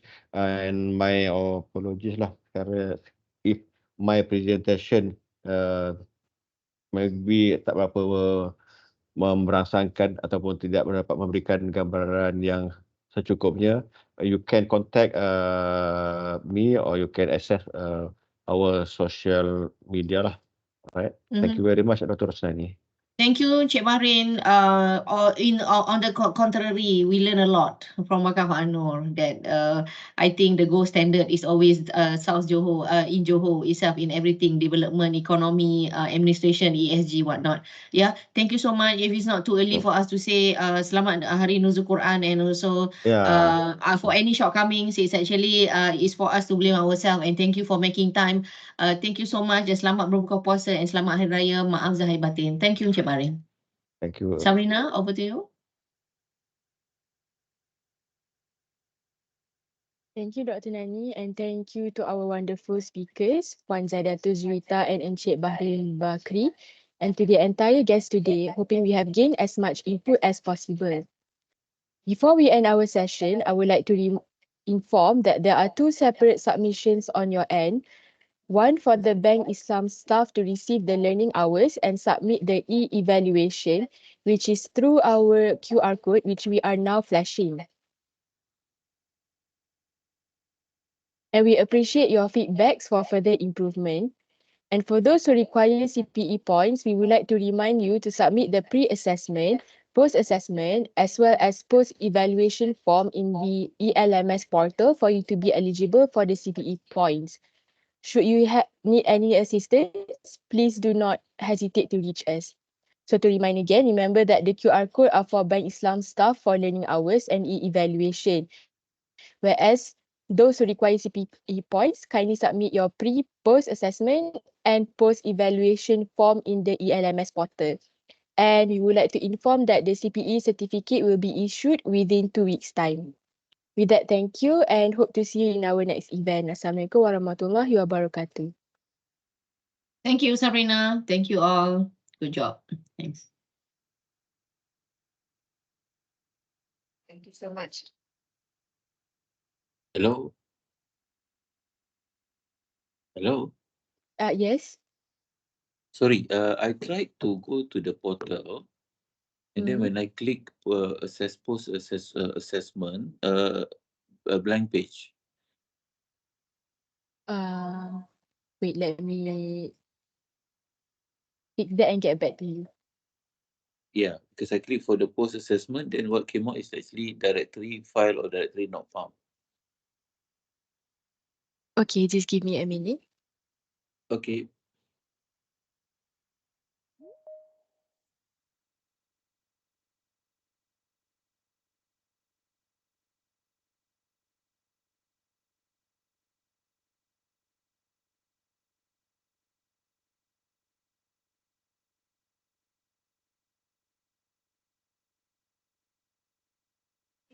Okay, Encik Zuhairi, nanti Yes. later we'll send you the post assessment link through your email. Yeah, I think the same goes for the evaluation as well. It's just a blank file that or directory not found. Yeah, we need Okay, both, I so think. for post and evaluation, is it? And evaluation. Yeah, for the CPE. Yeah. Okay. Anyway, thank you very much. Thank you for the session. Wonderful. Thank you. Thank you. Selamat berpuasa and maybe Hari Raya later. Bye.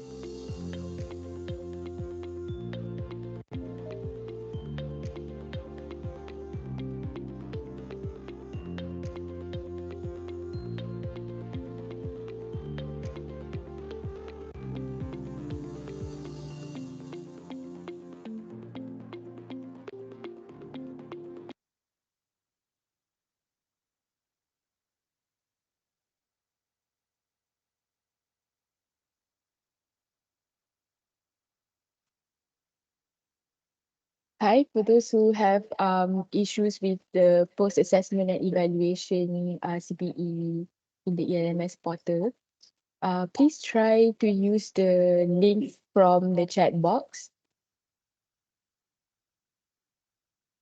Thank you.